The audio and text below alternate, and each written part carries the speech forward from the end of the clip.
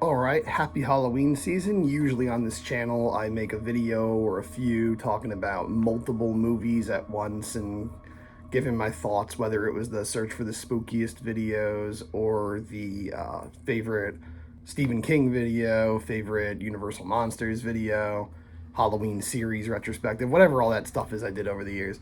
This year we're just going to do a tier list because that's so much easier, and there's a reason why everyone online is doing it, because you can get the most amount of thoughts about something out without having to find a way to structure the video, and you can just do more with less. So I'm just going to do a tier list. I think it'll be fun.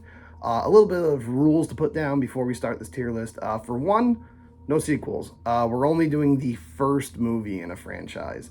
So we will not have popular ones like Bride of Frankenstein or Halloween 3 or any of those. Those will not affect the score of the original film in the series. Maybe at a later date I'll add a bunch of those, but right now I have a lot of movies to get through, so I'm just going to, do it the original film in each franchise. I will do remakes sometimes, not all the time, but when I feel they're noteworthy enough, I will have a remake on here. And there's probably going to be movies that you love. There's movies that I love that aren't on this list that probably should be, but I can't put everything on here. I'm going to be doing basically from the 1910s all the way to the present day. And I'm trying to get, as many notable movies from each decade as I can going through there. So yeah, I couldn't put all of them on here, or this video will just never end. So I'll probably do a part 2 at some point and add more to this if people like this. If they don't, then I probably won't realistically. But that's what the rules are going to be. So it's just going to be me ranking my personal opinions of these movies. Sometimes the credit of the film will affect it. So like, even if it's not a film that I love per se, if I think it's really important and I respect the film, then I might rank it a little higher. I won't just say like, oh, this is trash. I might be a little nicer to it because I think it deserves to be higher, regardless of whether I enjoy watching it or not. So, without any further ado, let's jump into this. All right, so we're going to be dragging our films here off of our movie shelf and ranking them in the graveyard of where they go. And we're going to go chronologically. Originally, I was going to make this 2 videos. I was going to cut up classic, which was 1910s through 1960s, and then it was going to be modern, which is going to be 70s through today. But I figured, screw it, let's just make a big ass video. So let's get started. All right, starting off with Frankenstein 1910. This is from the Thomas Edison Company. Obviously, by today's standards, it's not much of a movie. It's like 11 minutes long, but it's surprisingly sophisticated, honestly, for its time. I think it's darn good. It's a lot better than the first Frankenstein film had to be, especially when it's 11 minutes. It definitely deviates from the book, but it delves into these ideas of the monster and Dr. Frankenstein potentially being the same person, whether you take that literally and the monster doesn't exist and it's all in his mind, it's just him doing horrible things, or if it's like the monster came from him, so technically he's the monster for making it, or if the monster is even a manifestation of all of his darkness into a life form. It's interesting. It's definitely sophisticated for its time, limited, obviously, and I'm gonna put this one probably higher than some people might think is fair, simply because I just think it's so important. It's arguably the oldest surviving piece of horror film that we have. I've seen one older called The Haunted House. That's more of a little comedy sketch, though, with some spooky, silly, Halloween-y elements. I'd say this is probably the first horror film, technically. So I'm not going to pretend that it's the greatest one ever. Obviously, today if you watch it, it's not going to satisfy people after we've had so many other Frankenstein films, especially the Universal one not long after it, or I guess 21 years after it. But I would say it's still good. It still holds up. And at 11 minutes, like, what do you have to lose? I would say we'll put that in good. It deserves to be in good. Also, just to break the immersion for a second, I just want to let you know that I was having troubles recording my screen like for long periods of time. Like for a long period of time, I was recording the screen, doing the tier list manually, and it kind of crapped out, and I lost all the footage due to a technicality. So I am just going to slide everything into its spot. Seemingly, its spot is going to be have eventually, but it's actually just going right into the finished tier list essentially. So I actually have finished this. By the time you're seeing this video, I would have later finished this tier list. And so like what you're seeing go into the tier list now is not what I'm doing right now. It's actually like something I did in the future. So you're not actually going to see me drag the movies over there. You're going to see them go exactly in the spot of each tier that I'm eventually going to put them. So it's going to look a little sloppy at times, but when it's done, it's going to look great. So now we move on to what a lot of people call the first true horror film of all time, and that's The Cabinet of Dr. Caligari. I don't remember if I've talked about Caligari on this channel before, but it's an absolute classic. It invented so much. The monster walking away with the girl, the art style of Tim Burton, basically. There's nothing I can say about it that hasn't been said a million times before. I would put it in best of the best, but I do think, unfortunately, even though I absolutely love this movie, and it's probably my favorite silent horror film, I would say I'm going to put it in very good, because the second half is a bit of a slog. It kind of drags a little bit. Like when you're watching it now, anytime I watch it now, the first half is really, really interesting, and I love it, and I can't get enough of it. But once you get to that second half, it's still good, but it just goes on longer than it needs to. It overstays its welcome, and there's so much more of that than there is all the iconic stuff from the beginning of the film. And I think a lot of people kind of fail to remember that, so I'll put it a little bit lower just because I don't think it's the most even viewing experience, but it's still good, and the ending is very sophisticated for its time. Again, like, it didn't need to be that sophisticated when it's debatably the first horror film ever made. Next up, we have Nosferatu. This is also another classic. Oldest surviving version of Dracula. Might not be the first, but I think it's the first. It's an absolute classic. I'm not going to go on about it too long. Everybody knows Nosferatu. Everyone's seen it. Just about the only thing people get wrong about Nosferatu is they think that's the name of the vampire. It's more like a title. His name is Orlok, or just Dracula. It was supposed to be Dracula. But, obviously Bram Stoker's widow didn't want them doing a Dracula story, so they changed the names. He's not named Nosferatu, though. It's the name of the movie, and it's just a title. It basically just means vampire. So, I really like Nosferatu. I think, like, if you want spooky mood and atmosphere and stuff, you can't go wrong with that. It's one of the greatest early examples. So I will definitely put it in very good. Actually, I'll put it right next to Caligari. That seems right. All right, next we have The Golem, or Der Golem, how he came into the world. This is actually, I believe, the third movie in the Golem series, but it's the only one we still have today. And it's an origin story, so I guess if you're going to keep any of them, it's better to keep the one that, chronologically comes first. So I think this one's pretty good. I think it doesn't get celebrated as much as a lot of the other early 1920s silent horror films, but I think it's darn good. It's kind of like a precursor to the Universal Frankenstein film. It has some similar elements.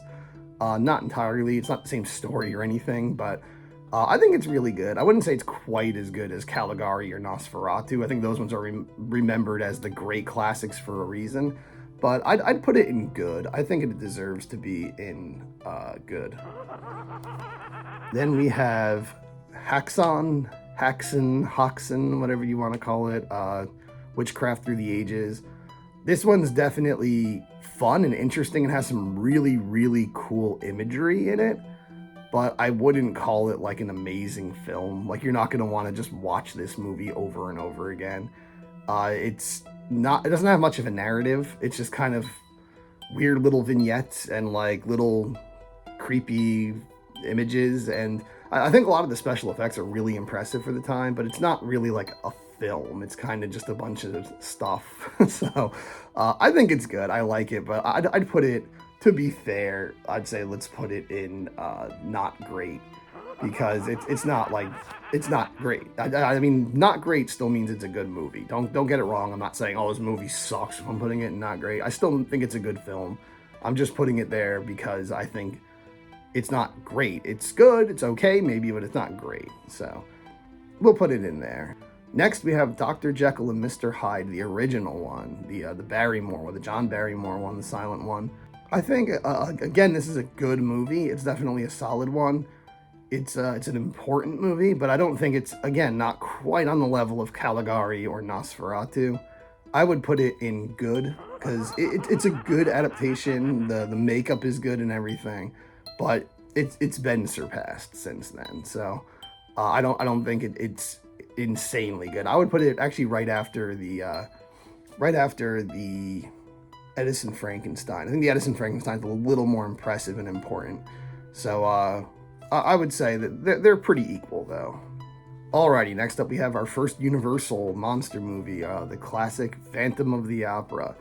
I could have put Hunchback of Notre Dame on here, but I don't think of Hunchback of Notre Dame as a proper horror film. A lot of people consider it part of the Universal Monsters catalog, but I think The Phantom is much more a Universal monster film, and The Hunchback is just like a sad literary story about somebody with a deformity. But I feel like Phantom of the Opera is more like, you know, they both have gothic settings, but in the catacombs under an opera house, and he's called a phantom. People think he's some evil spirit, and he's killing people and everything, and he wears a skull mask at one point. Like, it's much more a Universal monster film, in my opinion, and the makeup is fantastic on Lon Chaney.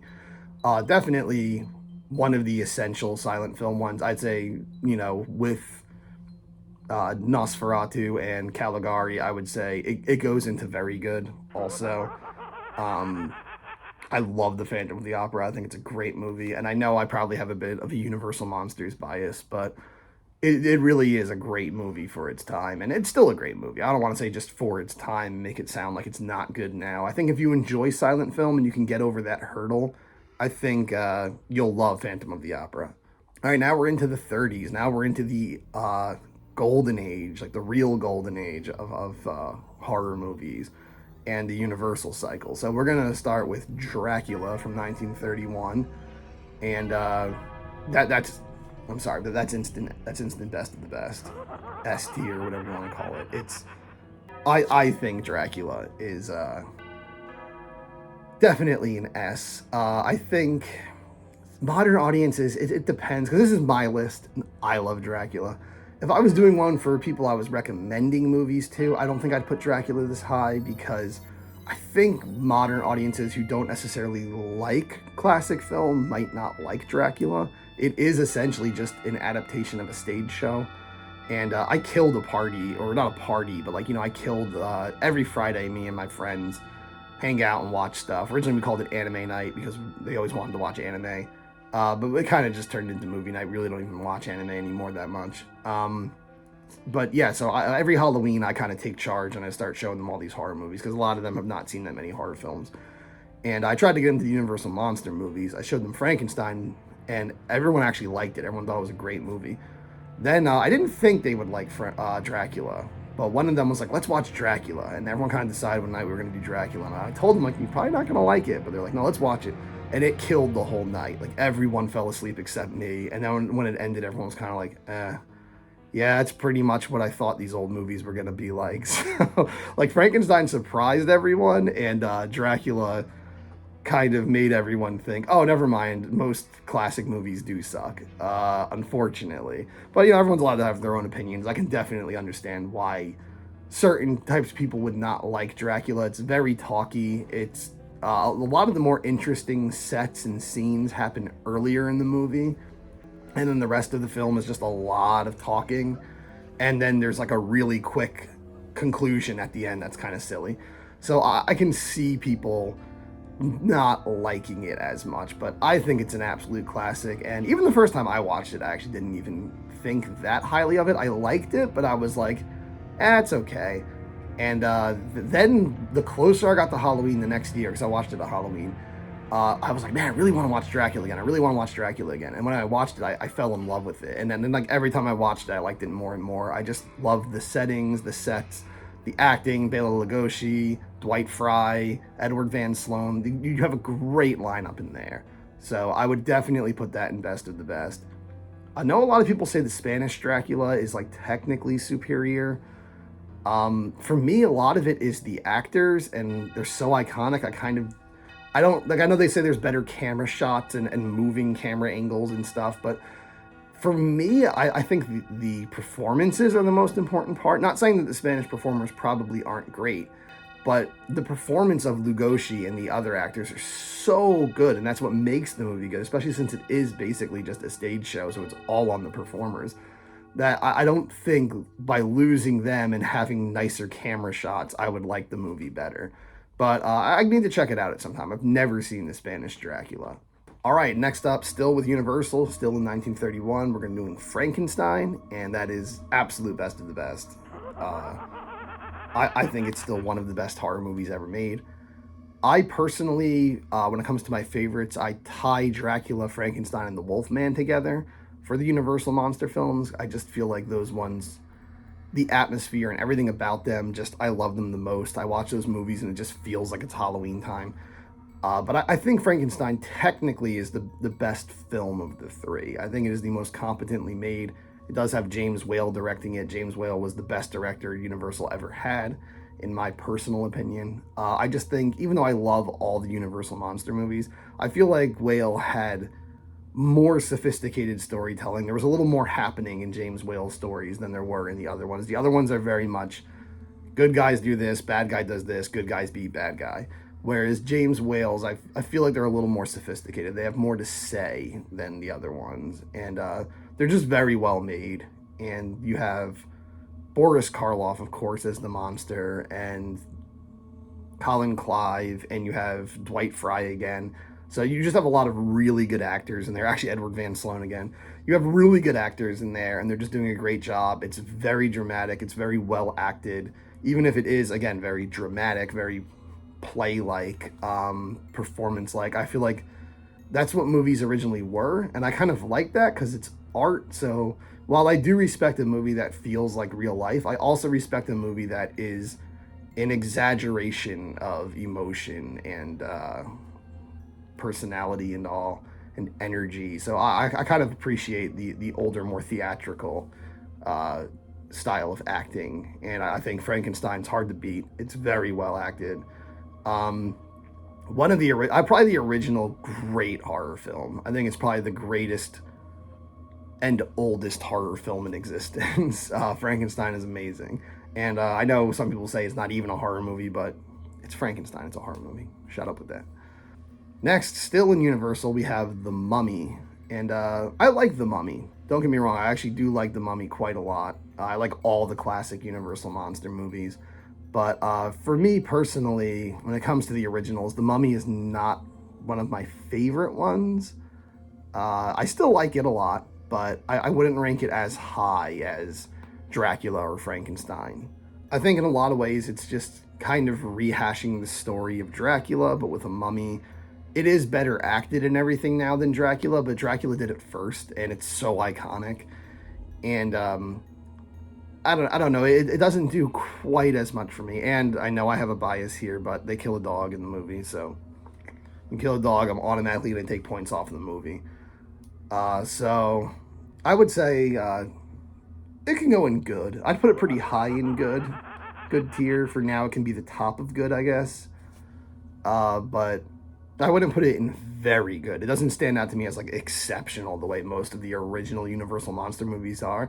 Not to say that there's anything bad about it though. Like the makeup by Jack Pierce, the special effects and everything, the acting. Boris Karloff is amazing in the movie.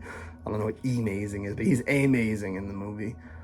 Definitely, I would say it's good. It's a solid movie, but for me, it just loses a little bit of points and is a little lower. It doesn't quite jump out the way a lot of the other ones do, like The Invisible Man, also by James Whale, with Claude Rains playing the Invisible Man. Really good, really funny. It's a really funny film. I think a lot of people don't give it that much credit. Like, it's definitely meant to have a lot of comedy in it, even some dark, dry comedy. But it's good. It's all around good. I'd say the only complaint I have with it really is that I never liked the explanation that Jack Griffin isn't just getting corrupt with power because he's invisible, and the human brain starts being like, oh wow, looky what I can get away with. Instead, it's like, oh, the drug that turned you invisible also makes you an a-hole. It's kind of like, oh well, that's not really his fault then. The drug just made him a bad person. I kind of liked it better when he was like in the idea that like he's just becoming a madman because he's losing his humanity, and he's looking first, he's torn apart by like, oh my god, I'm not going to be able to live a normal life anymore. But then he starts to see the good parts of that, and he's like, oh, you know what, actually maybe not living a normal life is pretty good. Maybe I'm better than all these other people. But instead they're just like, no, the drug just made him a mean person. He's just a mean doo-doo head now because of the drug.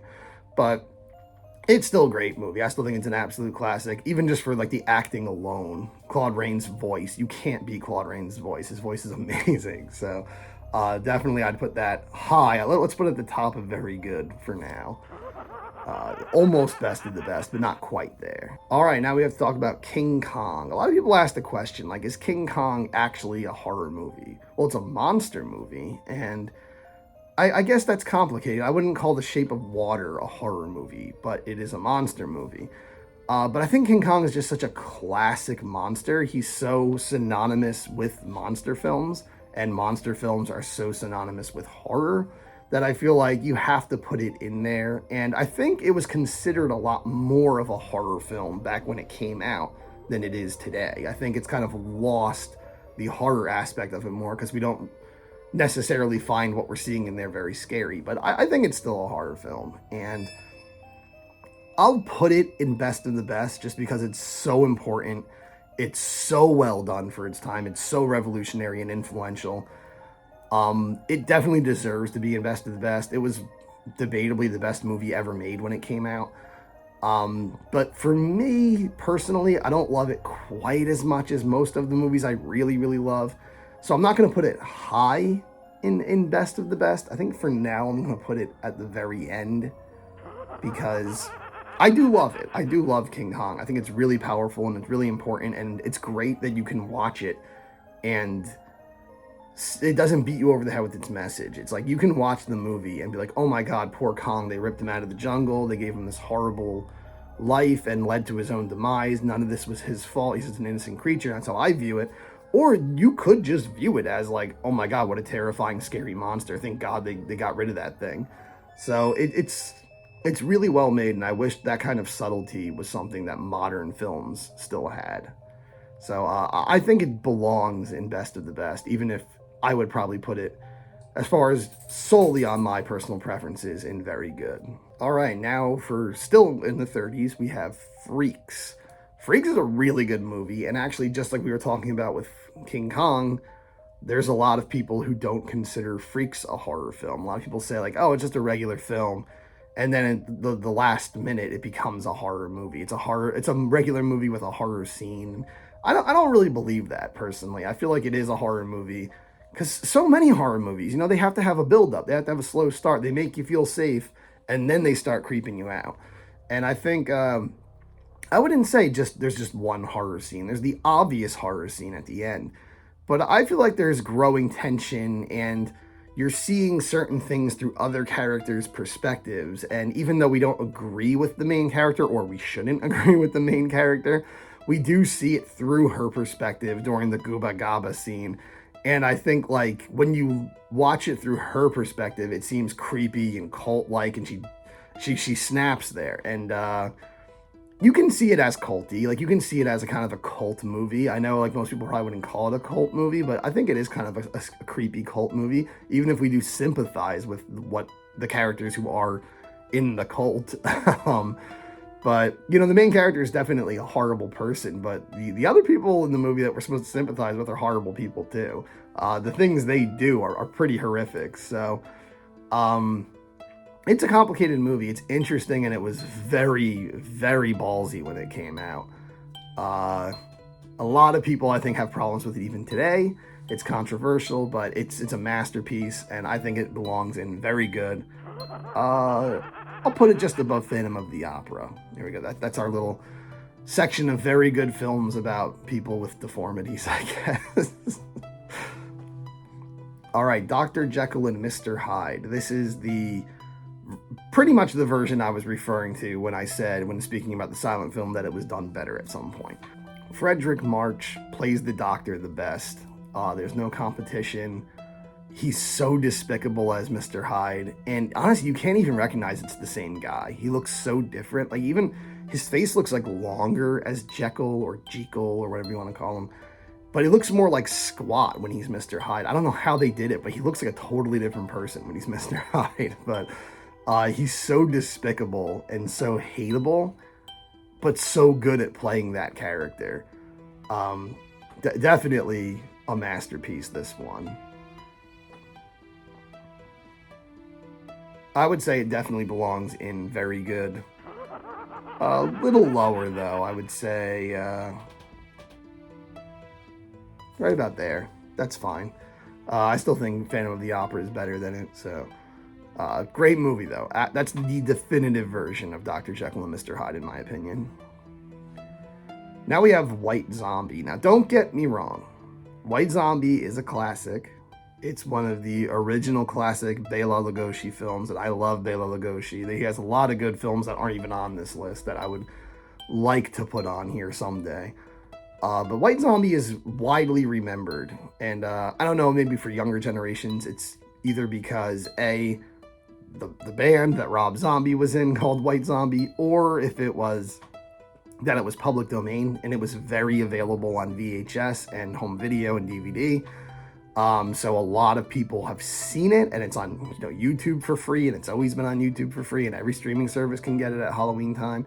So I think that's why it stays more relevant, because it's in the public domain. But being honest, I think it's good, and I think Lugosi looks awesome in it and all, and the atmosphere is good, the setting is good, but I would say as a film, it's a little amateur. I don't think it's anywhere near as good as like what Universal was putting out at the time and stuff. So even though I think it's quite good, I would put it in not great, because I'm not going to pretend it's better than it is just because it has Lugosi. So I wouldn't not recommend watching it, but I'd recommend many movies on this list before White Zombie. So realistically, I'll put it in not great. I'll put it above Häxan, because I think it's definitely a more structured film that more people could get into than that, but it would not be one of my top recommendations, White Zombie. Now we're going to get into M. M is the horror debut of Peter Lorre. It's a subtitled film. It's in German, but oh my god, this is an amazing film. This, many people do know it's a great film. Many people do know of the film, but I still don't think it's as highly regarded as it should be. This is like one of the quintessential 30s horror masterpieces. Peter Lorre's performance in it is so good. The fact that he can play such a disgusting, despicable type of person and almost make you sympathize with him at the end. I still, I want to see him brought to justice, but it's like, you do think like, oh man, that's crummy. Like, it's a very, very sophisticated performance. He does a great job. There's also a surprising amount of humor. I think that's a little strange, though. I think this whole film is kind of a precursor for like the serial killer films that blew up in the 70s that were unapologetic and kind of about like just following the serial killers, and they don't know why they do what they do. They just do it. And sometimes even trying to make you sympathize with them and trying to splice in comedy. A lot of stuff like Last House on the Left and The Hills Have Eyes and stuff. And even like the Rob Zombie movies like The Devil's Rejects. But I feel like those ones go a bit too far, and it's a bit tasteless with the way they do it. Like, I'm personally not like a fan of those kinds of films. I'm not saying they're bad films. I've watched Hills Have Eyes and Last House on the Left and all. I just get nothing out of those. To me, again, I'm not accusing any director of anything, but they come off like they're fetishizing, serial killers and what they do and everything, and what the horrible things these people do, and kind of making light of it and laughing at it. And then I know that's part of the point. It was trying to be daring and shocking, But I think M does it in a much more sophisticated way. And you, again, like King Kong, you can sympathize with him. Only, King Kong doesn't do anything anywhere near as bad as this film. But you can sympathize with him, but you're very much also still like kind of expected to be on the side of the people. And I'm on the side of the people. But Peter Lorre's just such a damn good actor that he makes you feel sorry for just a despicable person that he is. I would say M is a really important horror film and a really good watch too. It's not even the one like you won't enjoy watching it. You won't want to rewatch it as much as you want to watch like The Wolfman or something. It's not like as fun as those films, but I can see wanting to rewatch M, multiple times. It's just a very, very good film. Hi, just to cut in here later on at some point, I wanted to say that you're gonna see M go higher on this list because as I was putting it together early on, I put M very high in best of the best. And then later on, I felt like it was more suitable in very good. I was, even though I think it's an amazing masterpiece, I wasn't considering all the films that were going to be added later on. So I knocked it down to somewhere in the top row of very good when I was re-editing this and putting the tier list together. So even though I might have said I was putting it in best of the best, you're going to see it in very good the whole time when watching the video. So just to let you know, to clear up any confusion there might be on that. All right, now we're going back to Universal with The Old Dark House. This is a classic. Again, like people know about it, people talk about it, but not on the level of a lot of the other horror films of the 30s that are very popular. Old Dark House is definitely very good. Well, actually, I'm going to put it in good. I have a category called very good, but it's good, but I think it's very solid. I think it's a great, spooky, atmospheric film to put on around Halloween to get you in the mood. My big complaint with it is that the tone is a little inconsistent. The first third of the movie, or first half maybe even, is like total comedy. It's complete comedy, and being honest, some of the comedy doesn't land. I think Ernest Thesiger is very funny in the film. I think he's incredibly hilarious with how dry he is. But I think there's sort of the couple, and then there's like the third wheel guy at the beginning. I feel like he's kind of trying too hard. He's not as funny. But it's a good film. It has a good cast, and there comes a point where there's, the rich big shot character who everyone kind of just assumes like, oh, he's just some loud, obnoxious, spoiled rich guy who can buy anything and doesn't work hard. And he kind of gives this like humbling speech, this like honest speech about himself that's, I think, actually really good. But from that point on, the movie kind of stops being as comedic. I think like after that speech, the movie kind of changes, and it becomes more about the mystery and the horror and stuff. So it's a little all over the place. Later on, William Castle would remake the film. I put it in quotes because it's, aside from it being called The Old Dark House and having a big brute-like character named Morgan, there's really nothing similar about the two films. And William Castle's one is a 100% comedy. And it's probably actually the more entertaining film of the two. But I do really like the original also. I would say watch both of them. But for the original one, I'm going to put it in good because I think it's very solid. It's a Universal classic, but it's not going to be quite as high as something like, The Phantom of the Opera or something. So being honest, being realistic. So that's where I put it. I'd still say The Mummy is worth watching over The Old Dark House, but they're both very close. All right, now we kind of have a twofer. We have The Black Cat and The Raven. They kind of go together because they came out right around the same time, and they both have Lugosi and Karloff starring in the films. Both are really solid, actually. And I think The Raven is actually technically the better film of the two. I think the story is much better. It's much more sophisticated. The acting from Lugosi is probably better than his acting in The Black Cat. He's still great in The Black Cat, but I think all around it's a technically better film. It's more sophisticated, but I have a soft spot for The Black Cat because I saw it first. I saw it way before I saw The Raven. So even though I might change my mind on this later, I'm going to put them both in very good. right after Dr. Jekyll and Mr. Hyde, and I'm going to put the Black Cat just above the Raven, even though I think the Raven is probably technically the better film. If I was going to recommend them, I'd probably recommend the Raven over the Black Cat, but they're both very close in quality. And the Black Cat has some crazy transitions for its time, like some very revolutionary scene transitions. So we're out of the 30s now. We are officially out of the 30s, and now we are in the 1940s, and we're gonna start with the Wolfman. Sorry, we're still doing Universal. Actually, Black Cat and Raven were Universal also. Wolfman, as I already said, for me, it's tied with Dracula and Frankenstein, so I'm going to put it at best of the best. Up top, I'll put it third because I think Dracula is a bit more iconic, even though I love the sets of the Wolfman. I love the foggy woods. That's like probably my favorite set maybe ever in a horror film. I really like that. And Jack Pierce's makeup is great. Lon Chaney Jr. is super likable. He's a great character. I think I would say it's just not quite as impactful and revolutionary as Dracula and iconic as Lugosi's performance. And it's not quite as sophisticated as Frankenstein.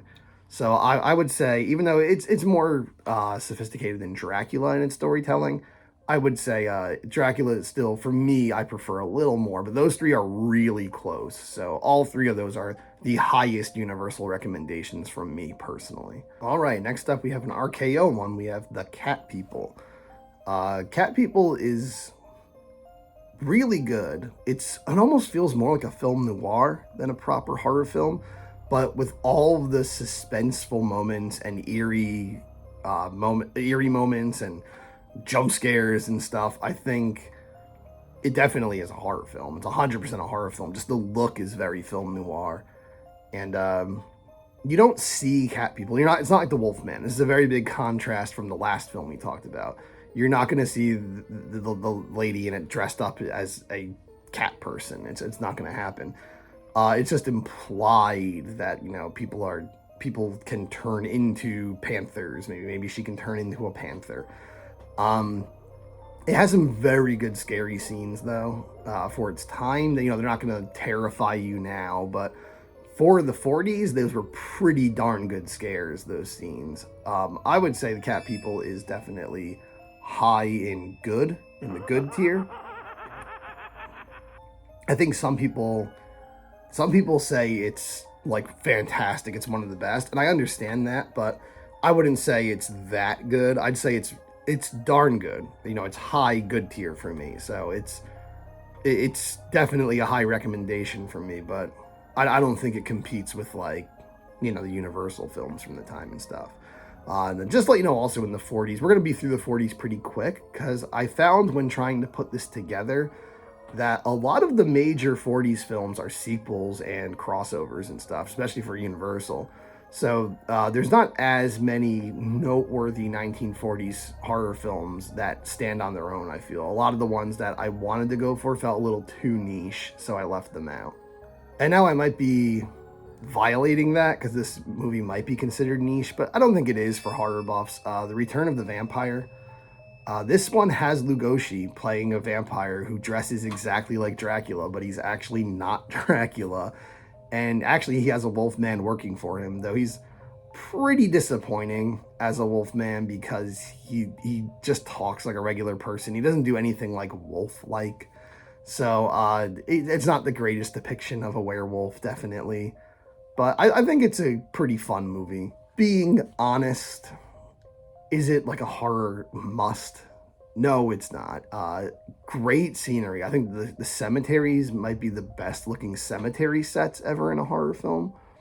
But I'm not going to pretend like this is one that you absolutely have to see. I would put it in not great, which again, not great does not mean it's bad. It just means it isn't great. It's just, it's pretty good. So I know it's confusing to have good and then not great. It should be like very great, great, not great, I guess. But hey, that's how I'm doing it. So I'll put it in there for now. I think for the time being, at least, it can be at the top of not great, because it is better than the other films I have in that tier so far.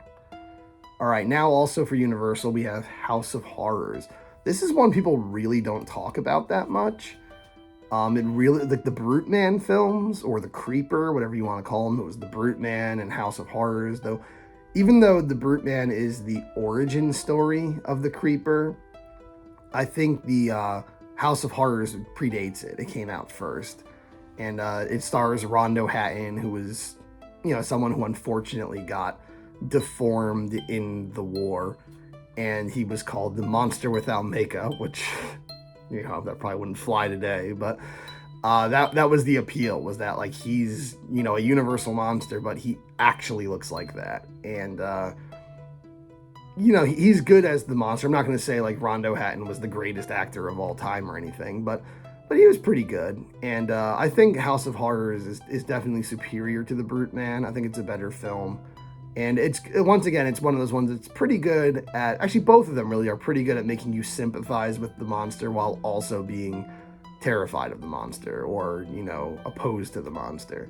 So it does a good job of humanizing him. And for that, I would say it deserves to be in good tier. I think I would put it at the bottom of good, because I don't think it's quite as good as, the Silent Dr. Jekyll or anything. It's not as, impressive or anything, but it's a solid film, and I would recommend it. I think The Creeper deserves to have more recognition as a Universal monster. All right, now we're in the 50s, but we're still talking Universal. Sorry, I know, I definitely favor Universal. We're talking about The Creature from the Black Lagoon, and this one's great. Again, I don't think it has any heavy messaging like something like Frankenstein or even The Wolfman could have.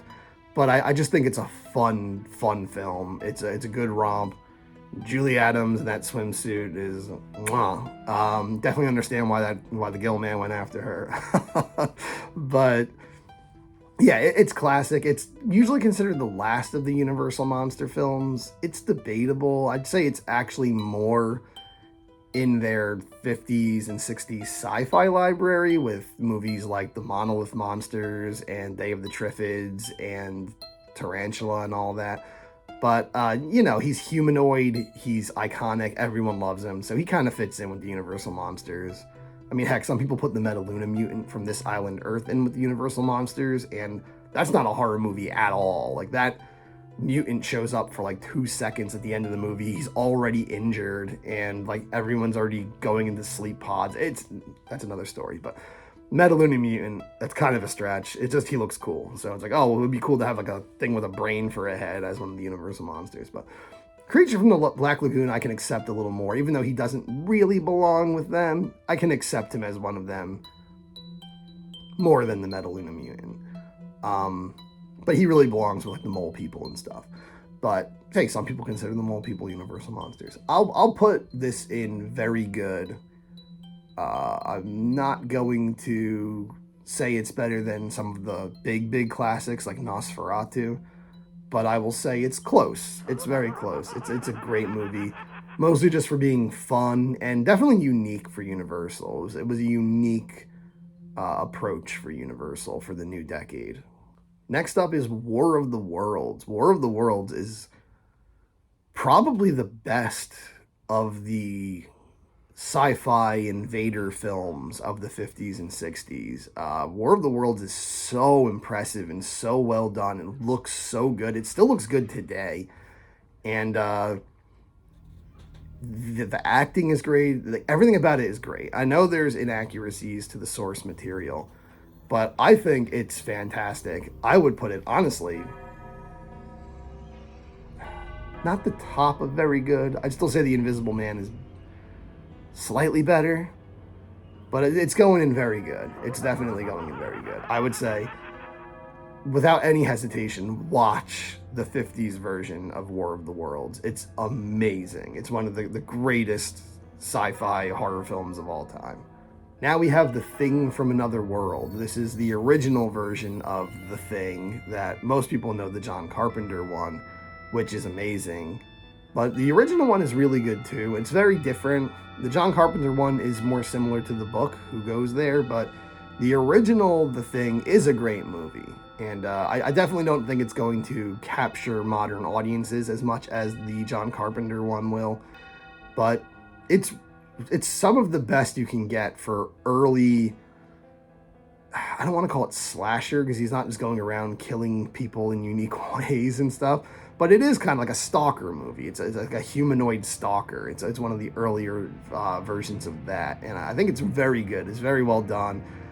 It's good at making you feel isolated and alone and helpless, but also creating a camaraderie between the characters. We really feel like these guys have all been working together and are all friends. I'd say it's pretty solid. I'd put it above Cat People actually. I'd put it at the top of good for now because um, I think it's solid. I wouldn't say it's good enough to be in very good. It's missing just a bit much. It's a bit too slow, but I think I still think it's a great movie. But better, I think, is The Blob. Blob is going in best of the best. Screw that. I'm gonna put it right after King Kong. I would rather watch The Blob any day, I think, than King Kong. I love King Kong. I don't want to make it sound like I don't like King Kong, but I would watch The Blob over King Kong if I was given the choice any day, probably. But I do think King Kong is the more impressive and important film. But I love The Blob. The Blob is such a fun film, and it's just charming as hell. I mean, even though Steve McQueen looks like he's just as old as his father, he looks like he's like 37 in the film, and he's supposed to be a high school kid. Even though that's the case, I mean, that was even the case in The Wolfman. Like Claude Rains and Lon Chaney Jr. look like they could be the same age practically. Um, but I don't know, The Blob is just so charming, especially like it wasn't a Hollywood film. It was just made in this little town in Pennsylvania, and they just got together and made this great, timeless, fun movie. And it's just such a fun, like, 50s teenager kind of film. Like it just kind of captures that fantasy everyone has of being a teenager in the 50s perfectly, and it was actually made in the 50s. So I'd say The Blob deserves to be best of the best. I absolutely love The Blob. The song is catchy as hell, even if it kind of makes it seem like the whole movie's a comedy. I think it's just fun. I don't think it's necessarily the song is like poking fun at the movie. I think it's just getting you ready to have a fun time, and that's definitely what The Blob is. The Blob is very fun. So Blob goes in best of the best. Now we are going on to The Fly. Like The Thing, the 80s version, the Cronenberg one, is far more popular. But I do like the original The Fly. I think it's a good movie. I believe James Rolfe said in Monster Madness once that, because he is very much on a crusade to prove that the original The Thing and the original The Fly are superior to the remakes, and I can respect that. I don't know if I agree, but I respect that, and I can see where he's coming from. And he did say, I believe, I do agree that the original The Fly tells the story better than the remake, but the remake does other things better. So I personally, I guess I just like the emotion and the special effects and stuff of the remake better than the original. And the original has Vincent Price, which he's my favorite actor of all time. But I would say I'd put the original in good. I would say Under the Mummy. I'll put it under The Mummy. I think The Mummy is still a better film and more influential, but the Fly is an absolute classic, and I do agree that it should not be forgotten. All right, now we have Godzilla, or Gojira, or whatever you want to call it, the first Godzilla film. And this one's hard to talk about because what is regarded as Godzilla now is different than what was regarded as Godzilla when I was a kid.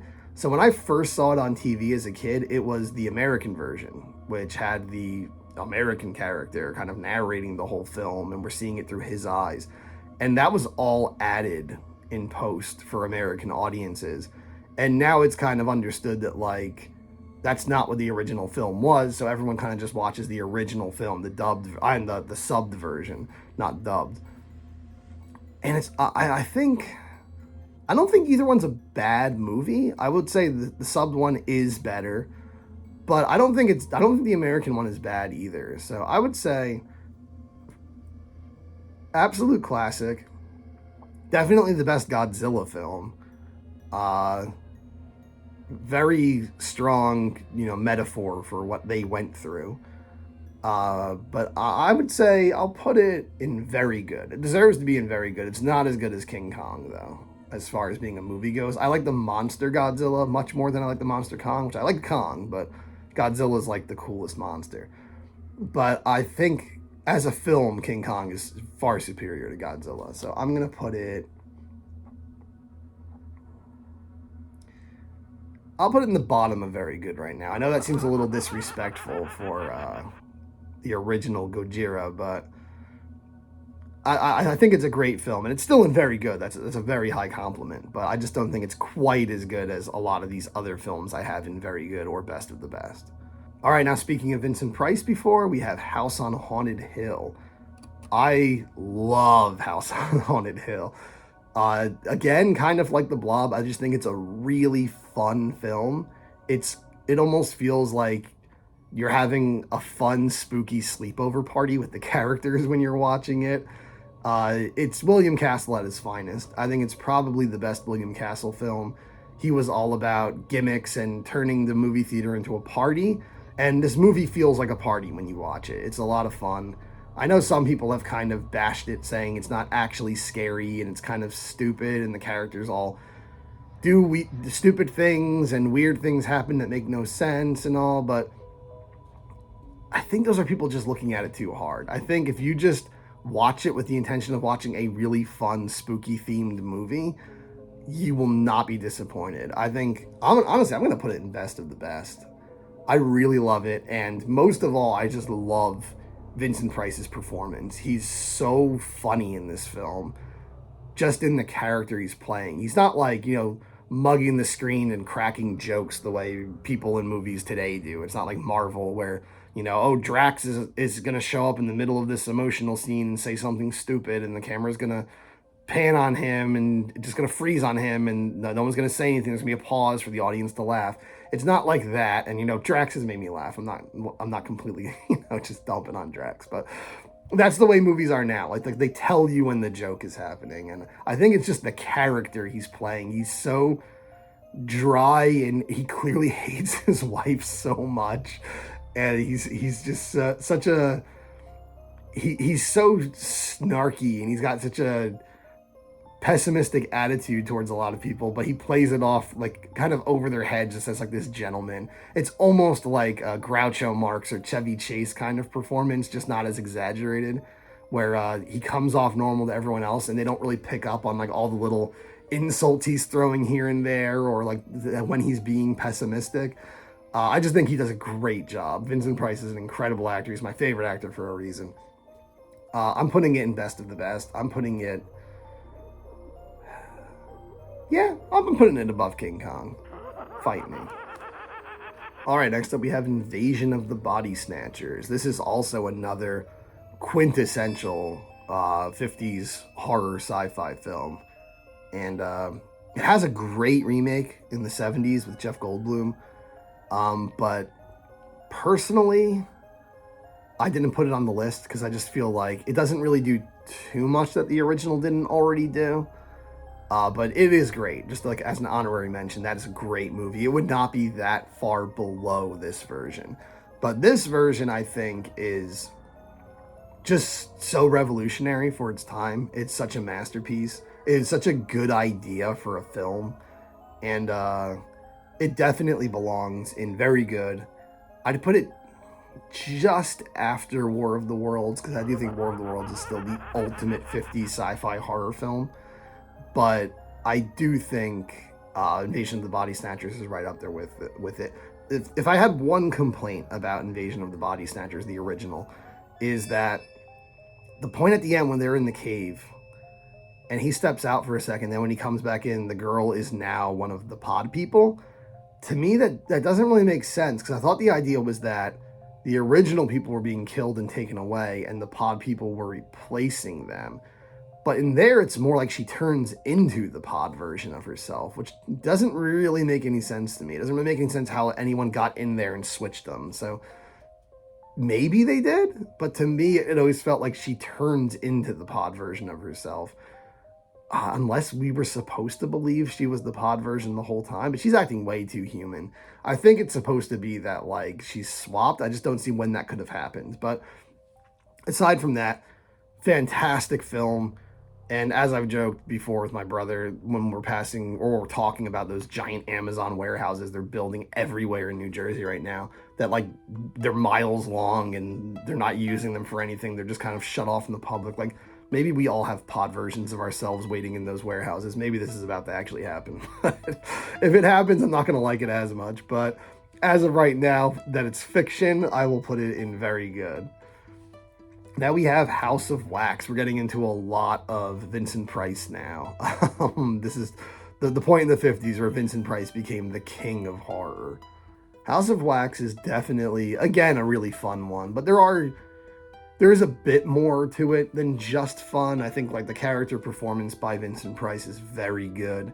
And it is a remake, technically. There was Mystery of the Wax Museum in the 30s, but I just feel like House of Wax is the more iconic one. That's the one that everyone remembers and everyone loves, mostly because Vincent Price is so good in it, and probably because it just had a big impression on audiences in the 1950s, young audiences going to all these horror movies, especially ones that were in 3D like this one. I think it was a big deal.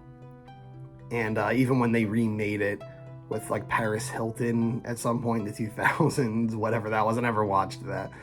They called it House of Wax, not Mystery of the Wax Museum. So I think it's definitely the more marketable title because people just like this version more. I would say it's a solid, good movie.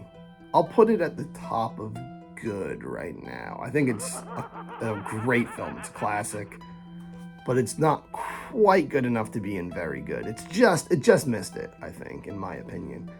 Now we're going to move on to the Hammer films. Horror of Dracula. This is the first time Christopher Lee played the Count. I think it is the best time Christopher Lee played the Count, to be honest. It's the most memorable one. A lot of the other sequels can very easily bleed together. And Lee is clearly just reluctant to play the role in later films anyway. He doesn't like the movies. He doesn't like playing that role. This is the only one where he feels like his heart is in it. And he does a fantastic job. Again, it's not a great representation of the book. They mix some things up here and there and change this and change that. But it's very different from the Lugosi one, which I think is good. It would have been stupid to just remake the Lugosi one so identically, like 28 years later or how much later this was.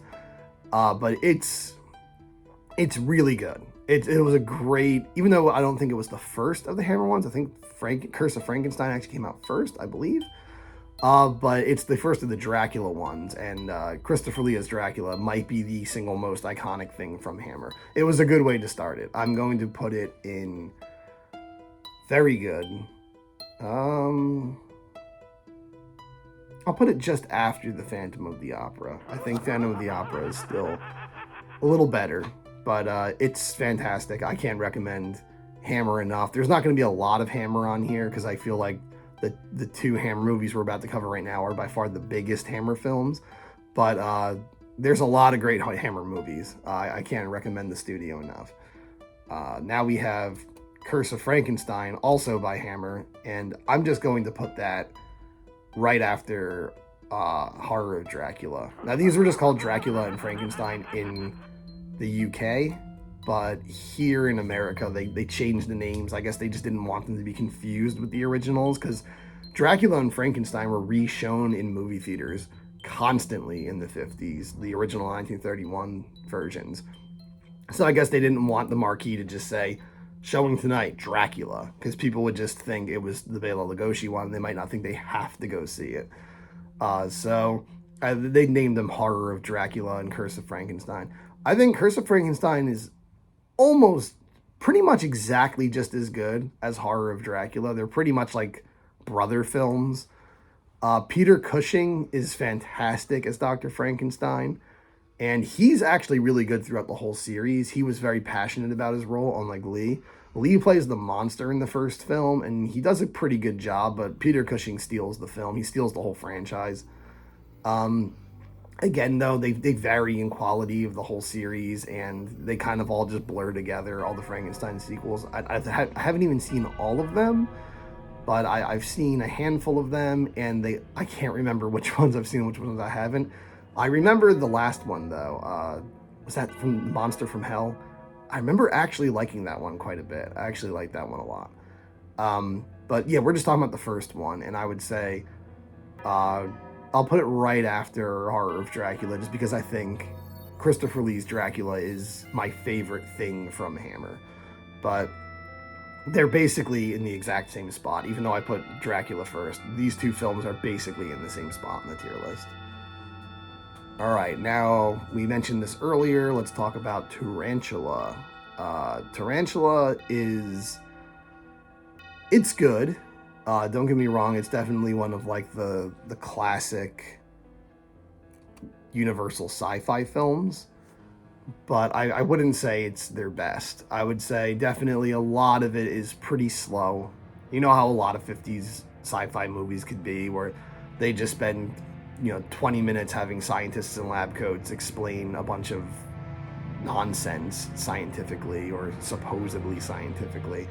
And while I do think that stuff is charming and I do like it, it can lose its charm somewhat quickly. Like, at some point while you're watching a film from the 50s and there's too much of that science mumbo jumbo talk in there, at some point you're not even looking at the screen anymore. You're looking around at everything else in the room and you're barely paying attention, because it really is just a bunch of word salad. So Tarantula is definitely good. It's a classic, and I like the special effects of how they did the giant tarantula.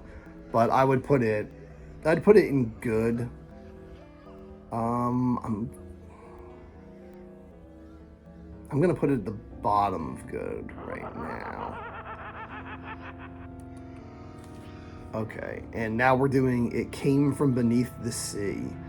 And that's the one with the giant octopus. I actually talked about this once when I did my Sea Monsters search for the spookiest video. If you haven't seen that, go watch it. I don't know. I haven't rewatched those search for the spookiest videos in a while. They might be complete crap. I know I wasn't always totally pleased with how they came out, but I mean, I'm kind of never pleased with how my videos come out. But yeah, this is a good one. Great special effects. For stop motion, for Ray Harryhausen special effects. I would say it's pretty on par with Tarantula. I might like it a little more than, I think I like it a little more than Tarantula, but I'm just gonna put Tarantula above it, simply because Tarantula is just more iconic. But I think I actually like this movie more. I might change my mind on that later, but right now I'm gonna put it after Tarantula. That sounds right at the moment. So that's what I'm going. Now we have Earth versus the Flying Saucers. This is like your quintessential classic flying saucers shooting the Earth movie. This is where it all comes from, basically. I think it's good. It's definitely an important classic, very influential. But when you have War of the Worlds in the same decade, I can't help but rank it lower. And I know that's a shame to rank it lower based on another film's greatness. But I just don't think it's, if I had to recommend one, by far I'm recommending War of the Worlds. I'm not recommending Earth versus the Flying Saucers. I'd say if you really liked War of the Worlds, I'd be like, oh, now you have to watch Earth versus the Flying Saucers. But for me, I'll put it in good. I think it's, yeah, I don't think it's better than The Old Dark House. I'll put it in between The Old Dark House and The Golem. It's definitely better than The Golem. I love The Golem, but it's definitely better than that. So it'll go there. It's in good. It's kind of, it's still in a good, admirable spot. So it's like in the middle of good. All right, now last Vincent Price movie of the 50s we're doing The Tingler, also the last William Castle movie of the 50s. The Tingler is Another one of those goofy, fun event films, and unfortunately, I will never be able to experience it the way it was originally meant to be experienced in the seat in the theater that had the vibrators in them, and it would. That sounded horrible. The seats in the theaters that would vibrate, they would shake and tingle, and they had like a little like a rubber tingler creature crawling through the aisles or whatever, someone moving it through the aisles. And there's the part in the movie where the screen starts showing the shadow of the tingler, and Vincent Price's voice is like, it's out, it's loose in the theater. And as with the explanation in the film, the only way to defeat the tingler is to scream, and he tells everyone in the audience to scream as loud as you can. And that must have been so much fun back in the 50s to see that in the theater. But it's still great. I still think it's such a charming piece of horror history.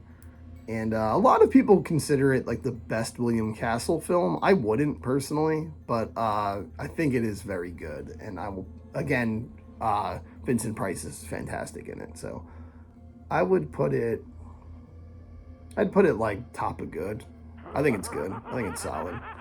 All right, so we might be done with talking about Vincent Price movies from the 1950s, but now we're talking about a Vincent Price movie from the 1960s. Now we're talking about The Last Man on Earth, based on the novel I Am Legend. Most people know the Will Smith version. This is the original film form, and I think this is a really good film. Now, there's a lot of flashbacks and stuff with other characters, but a large part of this movie is being carried solely by Vincent Price, and he does such a good job. If you want a movie that's a great example of why Vincent Price is such a good actor, this is a good one. This is a really good one. And it's sad, it's depressing. There's some things I think some people can find silly about it. I think most of all the vampires, or most people call them zombies now, but they call them vampires in the movie. The way they just kind of talk like, Morgan, we're going to kill you, Morgan. Come out, Morgan. I can see that. Like, some people might think that that's so hokey. But I don't know, if you ignore that, or even just think of like how creepy that would be to hear people just every night outside your house saying they want to kill you, banging on your house. It can be effectively creepy, and I think the rest of the movie is just amazing. And how high would I put this one? It's really good. It's public domain too, so you can see it pretty much anywhere. It's not hard to find. It's on YouTube for free, probably. It's on Amazon. It's on everything. Might be colorized. A lot of those older movies are colorized, but I'm going to put it right after Nosferatu. I think Nosferatu is just more of a massive milestone, but I think this is a great film and a high recommendation from me. And now we have Psycho from Alfred Hitchcock. A lot of Alfred Hitchcock movies have to do with murder, and I guess you could consider most of them horror films, but for me, Psycho is always the definitive horror one from him. I debatably invented the slasher genre. Some people get mad when you say that, and some people swear by that. I think it's debatable. He wasn't intending to create the slasher genre with that. And even though it has a slashing scene, there's really not any other slashing in the movie. There's a failed attempted slash later in the film. I think of it more as a psychological horror film. But it's and a murder mystery. It's also a murder mystery. I think it's good. It's a suspense film, like Hitchcock does, but it's an absolute classic. I think everyone agrees on that one. I don't know if maybe there's a bunch of hipsters now who say Psycho sucks or something. There's always a new wave of hipsters who have to hate whatever people say is good. Maybe that's a thing. I don't know. Are you out there? Is there like the cult of people who say Psycho sucks? Like, I don't know, but for me, I'm putting it in very good. Actually, I'll put it right next to Last Man on Earth. This might be blasphemy for some people, but I think Last Man on Earth is a little better, actually. So I'm going to put it right after it. But Psycho is amazing, so it deserves to be where it is. All right, now we have Night of the Living Dead. I love this film. I saw this movie. My sister showed it to me when I was staying at my other sister's house. She was working and we were hanging out at her house like around Christmas time, I think it was. And I was like maybe 19, 20 at the time. And she showed it to me for the first time, and I absolutely fell in love with it right away. And this is going in best of the best, honestly. This is the best zombie movie ever. And I know everyone loves Dawn of the Dead. That's technically a sequel, so it's not going to be on this list. I'm sorry. I know people really like Dawn of the Dead. And I do like Dawn of the Dead. I think it's great. It's definitely more of a comedy in parts, though. And, people usually like it because it's a survival film. People like to put themselves in it, like, ooh, how would I survive that movie? But honestly, I think Night of the Living Dead is better at that. I think it really is about, like, the struggle that humans have when they try to work together for something. And I think Night of the Living Dead that's what's so fun about it, is there's so much to talk about with that film. After you're done seeing it, there's so much potential commentary, whether it's stuff that Romero said is intentional or not. There's so much substance to talk about. Most of all is just everyone talking about, like, what would you have done differently in that situation, who was right in the end, and everything, like who should everyone have listened to more or less or whatever. And it's a very good discussion film. I think it's very fun for that. And I just love it. It's the quintessential zombie movie, the first flesh-eating zombie film. And I still think it's never been topped. I think it's the best zombie movie of all time. And I think it's one of the best horror movies. I put it all the way in best of the best. Just underneath the Universal monster movies. I think it's fantastic. All right, now we're doing Carnival of Souls. This is one, I love this one. And it's always been known. I think horror buffs have always known it, but it's becoming more and more well known these days. I feel like a lot of people are bringing it up like, hey, did you know about this great movie? This inspired a lot of horror films, and it's very, very low budget. Again, it's not like a big Hollywood movie. It's a small scale, just filmed in a town, filmed in an abandoned amusement park. It's great, though. It has this really eerie nightmare-like feel to it. Like, there's nothing that crazy happening most of the movie, but it keeps you like on edge the whole time. You're in this uneasy state where you're kind of afraid, kind of drifting in and out of reality. It's really good. It's kind of like something like Caligari or Nosferatu, where you almost feel like you're in a nightmare and you're not in this world. You're like in another world when you're watching this film. And actually, that turns out to be a very good way to make the movie feel in the end. I really like this film. I would say, also, you can go watch it anywhere. It's on like every streaming service. It's public domain, so you can see it wherever you want. I would say very good. I'd put it just below the Hammer movies for now, because I think the Hammer movies are a little better, but Carnival of Souls is really good. I'd highly recommend that one. All right, now we have City of the Dead. I know a lot of people might know this as Horror Hotel. That's actually how I found out about it.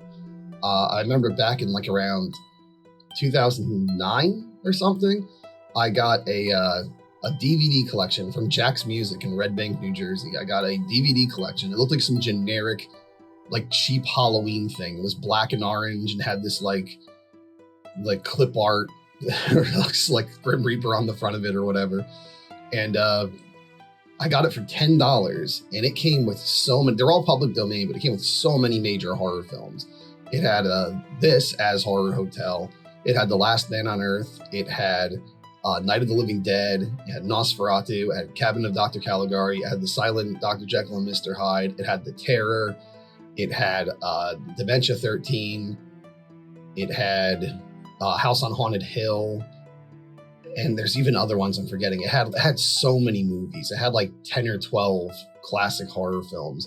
I was missing one disc, though. I didn't have the one with Dementia 13 and Nightmare Castle, but I did have all the rest of the discs. I guess that's why it was a little cheaper, but for $10, that was like the best $10 I ever spent on a movie, because I got almost every movie in there was like $1, essentially. And they're all like classic films. They're all great films. And that was kind of what got me into classic horror. And that's when I started going down the rabbit hole that I wanted to see all the Universal movies and stuff like that. So Horror Hotel was one of the original classic horror movies I started to love. And originally I kind of said it was good. Ironically, I laughed at it and said it was like very over the top. But that's kind of what I like about it. I really like Horror Hotel. I would say for me personally, it's probably higher than most people would put it on their list. I would put it actually after Psycho and before M. I really like Horror Hotel. And even though I do like Psycho a lot, Psycho was going before Horror Hotel because of technical superiority. I'd actually probably rather watch Horror Hotel than Psycho. You want a nice, like, just straight up Halloweenish movie, even though I know it takes place in like May on Walpurgis night.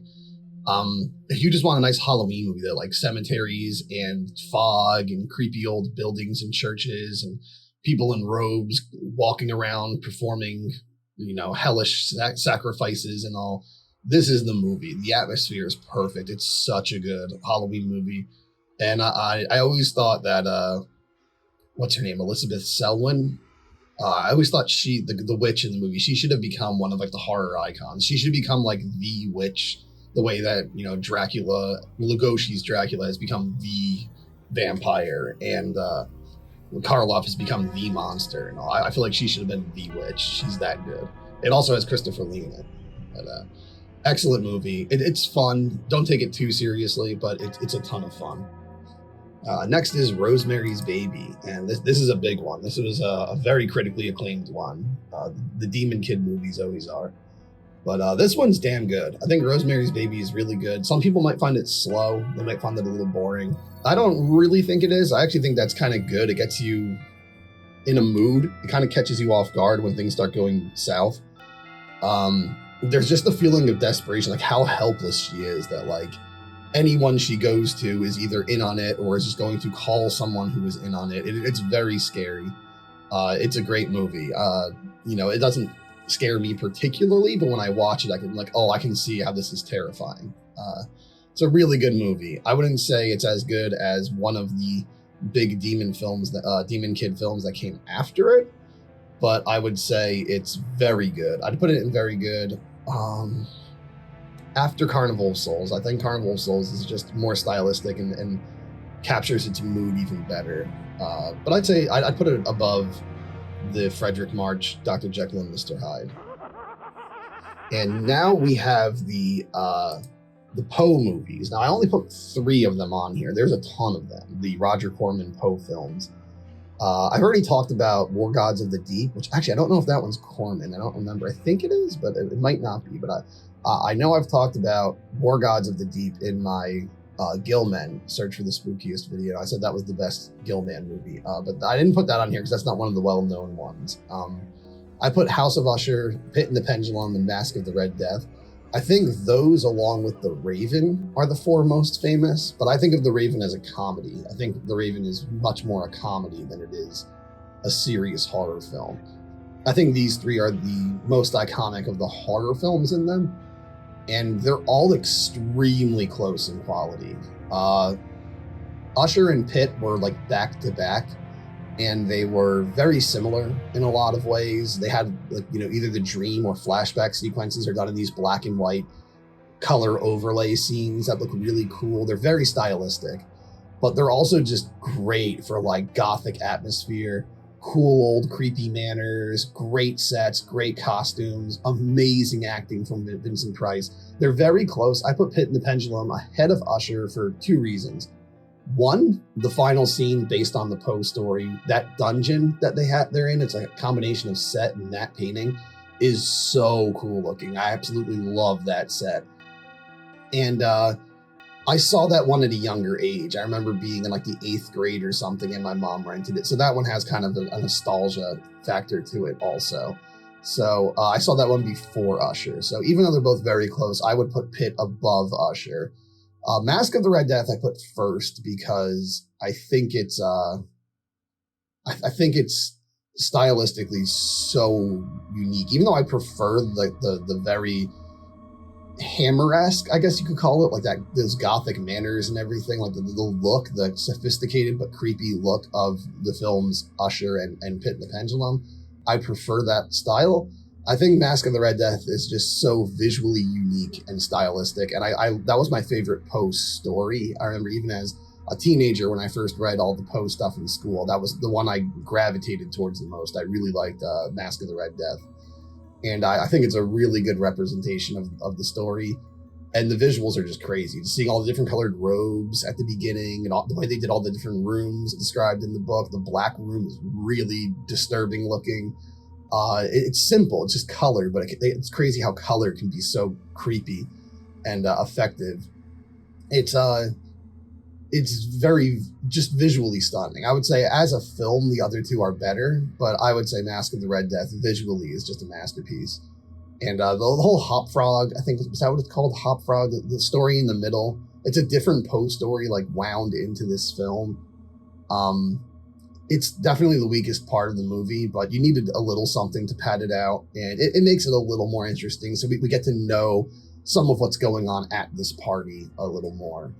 But yeah, Mask of the Red Death, I would put first, again, not because it's the better movie, just because it's the better work of art, probably. But I like all three of them. Pit and the Pendulum is probably, in my opinion, the best movie of the three, but I will go Mask of the Red Death, Pit and the Pendulum, House of Usher. I'll put them at the end of very good. You can't go wrong with Corman doing Poe. If Raven was on here, it would be pretty high, too. That movie's really good. But yeah, I'm not putting that one on here again because I think it's just basically a comedy. All right, we're in the 1970s now. We're in what was originally supposed to be the second video, but I'm just turning this into one humongous video now. So we're going to kick it off with the Texas Chainsaw Massacre. This is really starting our dive into slasher films. I'm not going to say it's the first slasher film. You know, there's always going to be people who will debate that. But it's probably the earliest example that's the closest to what the franchise, not the franchise, I'm sorry. It's probably the closest to what the genre would become over time. And I think Texas Chainsaw Massacre is fantastic. I saw this in high school, actually with my sisters as well. We rented it once because we were like, we've never seen the original. We want to see the original. And I'd actually seen the remake before this, and I didn't love the remake. And then I saw the original, and I was like, oh my God, this is so much better. But the remake's not a bad movie per se, but Texas Chainsaw Massacre, the original, is so good. It represents a lot of what I like about 70s horror. Now, earlier I was talking about how much I like the theatrical, very dramatic horror and just acting in general from the golden age of Hollywood, the 30s, the 40s, the 50s. But I think there was this, the 70s was this perfect point where it was like just before they got really flashy and crazy and insane special effects like in the 80s and like the lighting got crazy and all. And just after everything stopped being so theatrical and play-like, that you just had this like gritty moment where films were very realistic. They almost looked like documentaries, and they had all this like heavy grain, and nothing looked too glamorized for film. It just looked like you were watching events happen. And I think that worked really well for horror in the 70s. The 70s might be the best decade for horror, in my opinion. Texas Chainsaw Massacre, I have a soft spot for it because I saw it before I got into the slasher genre. It was kind of the movie that got me into the slasher genre. But I'm putting it in best of the best. I think it belongs to be there. The only thing I can say against it is nothing about the film itself, but I've heard that in an interview, Tobe Hooper said it was meant to be a comedy. And he's kind of like looking down on his fans. He's like, oh, but the idiots didn't get it. They didn't get it was a comedy. So when I did the sequel 10 years later, I purposely made it like the stupidest comedy they could possibly expect so that people would actually get it this time and laugh at it. It was kind of like a big like insult to his fan base, like passive aggressive insult. And I think Texas Chainsaw 2 is hilarious. I love that movie, but not for the same reasons I love the first one. But it's like, if the first one was intended to be a comedy, I hate to say it, Toby, but you failed. Like, I don't know. It's not funny. It has some funny moments, yes. There's some, like, very over-the-top stuff that's just hilarious, like the grandpa and just how normal everyone is about, like, the psycho they bring into their truck, you know, their van as a hitchhiker. There's definitely some, like, dark comedy in the film. But I would never call the movie a comedy. And I think if it was intended to be one, it's actually, unfortunately, a failure. But as a horror movie, it's fantastic. And I think it's really good. And I kind of see it as the moment where horror changed. You know, Night of the Living Dead is when they got gory and the rating system came out. But I feel like Texas Chainsaw Massacre, no, it wasn't the first, like, exploitation kind of film. But it kind of kicked that off of like that being a very big part of horror going forward. And yeah, some of the movies that came from that I don't love, like The Hills Have Eyes and Last House on the Left. Oh, actually, I don't hate Hills Have Eyes. I actually do like The Hills Have Eyes. I don't like that they kill a dog. And there's some things about it I don't like, but I do think that's a good movie. Last House on the Left is just too much for me. It's a bit too much, but yeah, I do think that's a great movement in horror, and I think Texas Chainsaw really kicked it off. Fantastic movie. Jaws. Now, Jaws is a masterpiece. It's a very different horror film than most of the ones on here. I guess it's more similar to something like It Came from Beneath the Sea. It's not foggy cemeteries or serial killers' houses or anything. It's nothing like that. It's no gothic chapels and all. It's just guys on a boat in the middle of the ocean. But the reason it's so good is not even just because of the fact that there's a giant scary shark in the water killing people. Yes, the opening scene, the first kill is really well done. So much of the movie is so well done. But the real reason it's so good is because of the actors, like Richard Dreyfuss and all of them, just have such good chemistry. You can feel when they can't stand the other one. You can feel when they're getting along with the other one. And I'm not the first person to say this. I think a lot of people have said this. But I think the best part of the movie is when they're all in the boat and they're singing 1 second, they're singing sea shanties and they're comparing scars and all, and then the shark finally attacks. And I think that's like the peak of the movie, I think.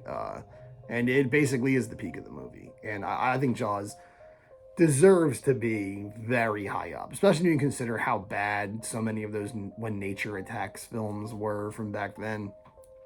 Jaws is definitely a step up from Frogs and The Night of the Lepus, that's for sure. So yeah, Jaws I'd put in best of the best. I'd put it at the bottom. I still think I enjoy something like The Blob or House on Haunted Hill more than Jaws, but there's no denying that Jaws is, an absolute masterpiece. And one of the best Spielberg movies. All right, now our first holiday-themed movie on this list, and no, it's not Halloween.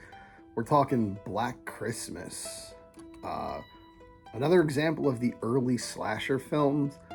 Another example also of the Stranger on the Phone kind of films. Black Christmas is definitely an essential for anyone who likes the genre. I think Black Christmas is essential. Very gritty and creepy and scuzzy and gross. And like I said, the 70s was just great for that. And again, it's not like, the first slasher movie ever, but it's in that early wave of Texas Chainsaw and Alice, Sweet Alice and all that stuff. So I'm going to put Black Christmas in very good. I think it deserves to be in very good. I put it at the bottom. It's still like a mandatory film for horror buffs and especially slasher buffs. And I do think it's really good and really well acted, but I will just say it's not quite as good as like Godzilla. So I'll put it there for now. Next up is The Exorcist. I think most people would agree this is one of the best horror films ever made. It was considered the scariest film of all time when it came out. Now that's obviously an opinion, not everyone shared or shares it. But I think it's still chilling. I still think it's a very, very good film. And I think even if you're not scared of it, even not as a scary film, it's good just as a character study of the character of Dr. Marin and or Dr. Karras. I'm sorry, Dr. Karras is the main one. Yeah, Dr. Marin's the older one. It's a great character study, and he plays the part so well. It's really good. This one, actually, that same group of friends at Anime Night, I showed them this actually recently this year because surprisingly they'd never seen it before. So I said we should watch The Exorcist. I came up with a list of horror films for them to watch, and we just watched the Funhouse by Tobe Hooper on Friday, the previous Friday as I'm recording this. It went over well. I thought it would. That's a fun one. But The Exorcist is like, masterpiece. So I felt like they have to see The Exorcist. And they liked it. And my friend Tim, actually, he said, like, in the scene where you hear all the noise and the screaming and the banging, the first time she's, like, flipping up and down, like, the bed is shaking. Oh, the first time the bed is shaking, that's it. When the bed's rocking. and you're going through the hallway and you're hearing it, and they open the door and you just see it, and she's so helpless, and it's he literally said, like, I literally got chills watching that. Like, chills ran down my whole body from that. He's like, that was very well done. And I agree. I mean, I've seen it so many times and I still get chills watching it. So that one is it stood the test of time. I think when it wants to be disturbing, it's disturbing. When she's, I know it was cut from the original version of the film, but pretty soon after added back. But when she's running down the stairs, you know, upside down, like that's some creepy looking crap. So, it's really good at being well written, being a great character study, being well acted, and while being a very chilling horror film. The Exorcist, I love The Exorcist. I think of all the demon children films, it's one of the best. I think it's the best. I think it is the best. Speaking of demon children movies, though, we have The Omen now.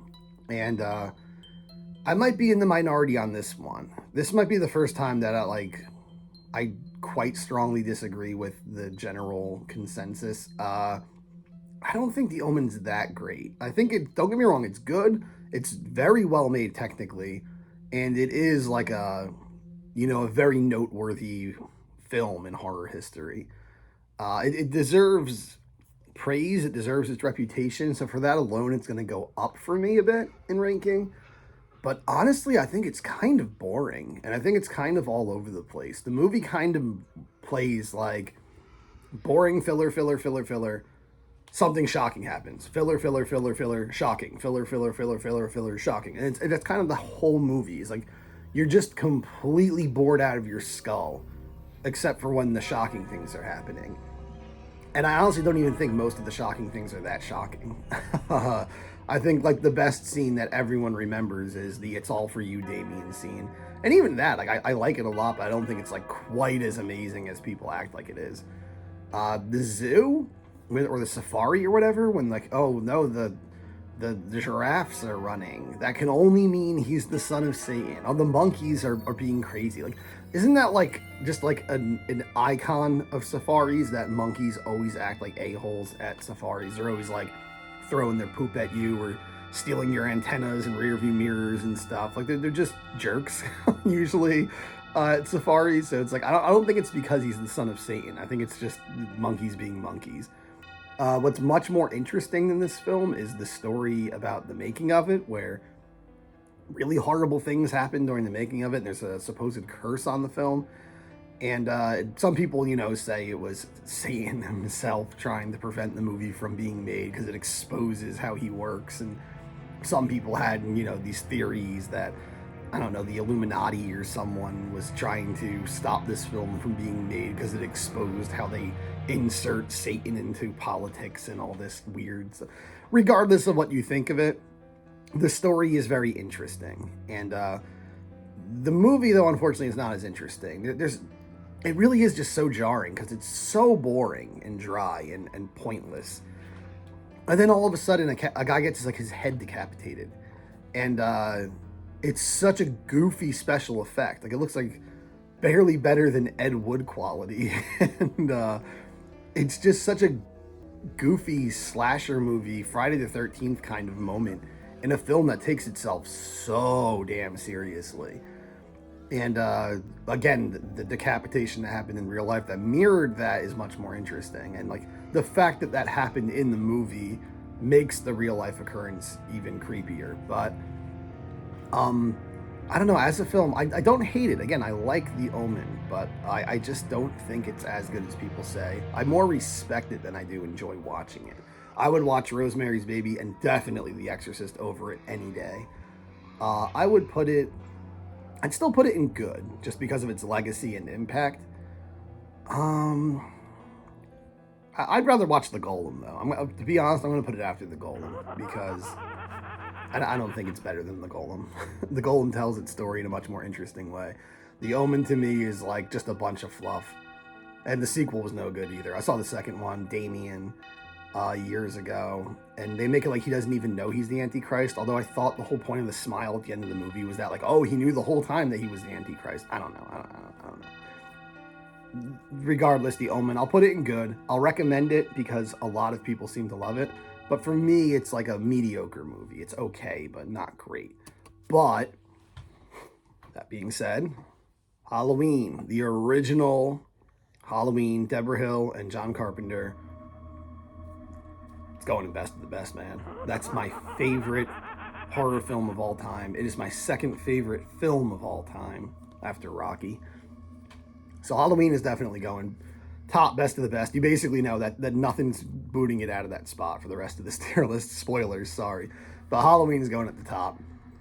I can't fully describe it. No, it didn't invent the slasher genre. It did it better than ever, though. And it made it into a formula. It finally perfected the formula. Now, it can seem watered down after so many people just copied it and just ran it into the ground afterwards, including the Halloween franchise itself. But the original Halloween is such a good movie, and it's so good for the season. It reminds me of Halloween so much. I don't know. I can't fully describe it. I just absolutely love this movie. And it was like the first movie I got like really into the making of it. I remember watching documentaries about behind the scenes and just finding it so interesting. And I've done that for a lot of movies now, but this is the first movie where like I really wanted to know more about it. And I don't know why. I really don't know why. I just love Halloween. I really like this movie. I like the whole franchise, give or take. There's definitely installments I completely hate, but I love it as a franchise. But at the same time, it's like, it would probably be better if it was just this one film. But I wouldn't want to live in a world without Halloween 4 and Halloween 3 and stuff. So I'll put it at best of the best, very top. Nothing's topping it. Enough said about Halloween. Alien. Alien, fantastic film. Now, this is kind of what I was saying about The Omen, that there's just this dead space and boring stuff. Some people say the same about Alien. I showed friends Alien years ago, and they kind of were like, yeah, it only gets exciting in the last like 20 minutes. But I actually think the movie's really cool because it's so atmospheric and there's so much suspense. It's almost like a Hitchcock movie. It's just really getting you out of your safety zone into this weird otherworldly state of mind, this otherworldly place. Nothing feels right. Nothing feels familiar. Nothing feels safe. So then when the things actually start happening, it's shocking because like you're trying to get used to this weird place and then the unimaginable happens. And Aliens, the sequel, is a masterpiece also. They're very different films, so it's hard to say which one's better than the other. But I'm only putting Alien on here because no sequels.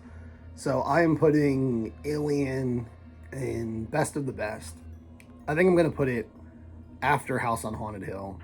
A lot of people probably wouldn't agree with that, I'm sure. But I think House on Haunted Hill is more fun. Alien is not really supposed to be that fun. It's supposed to be more like, a moody kind of film.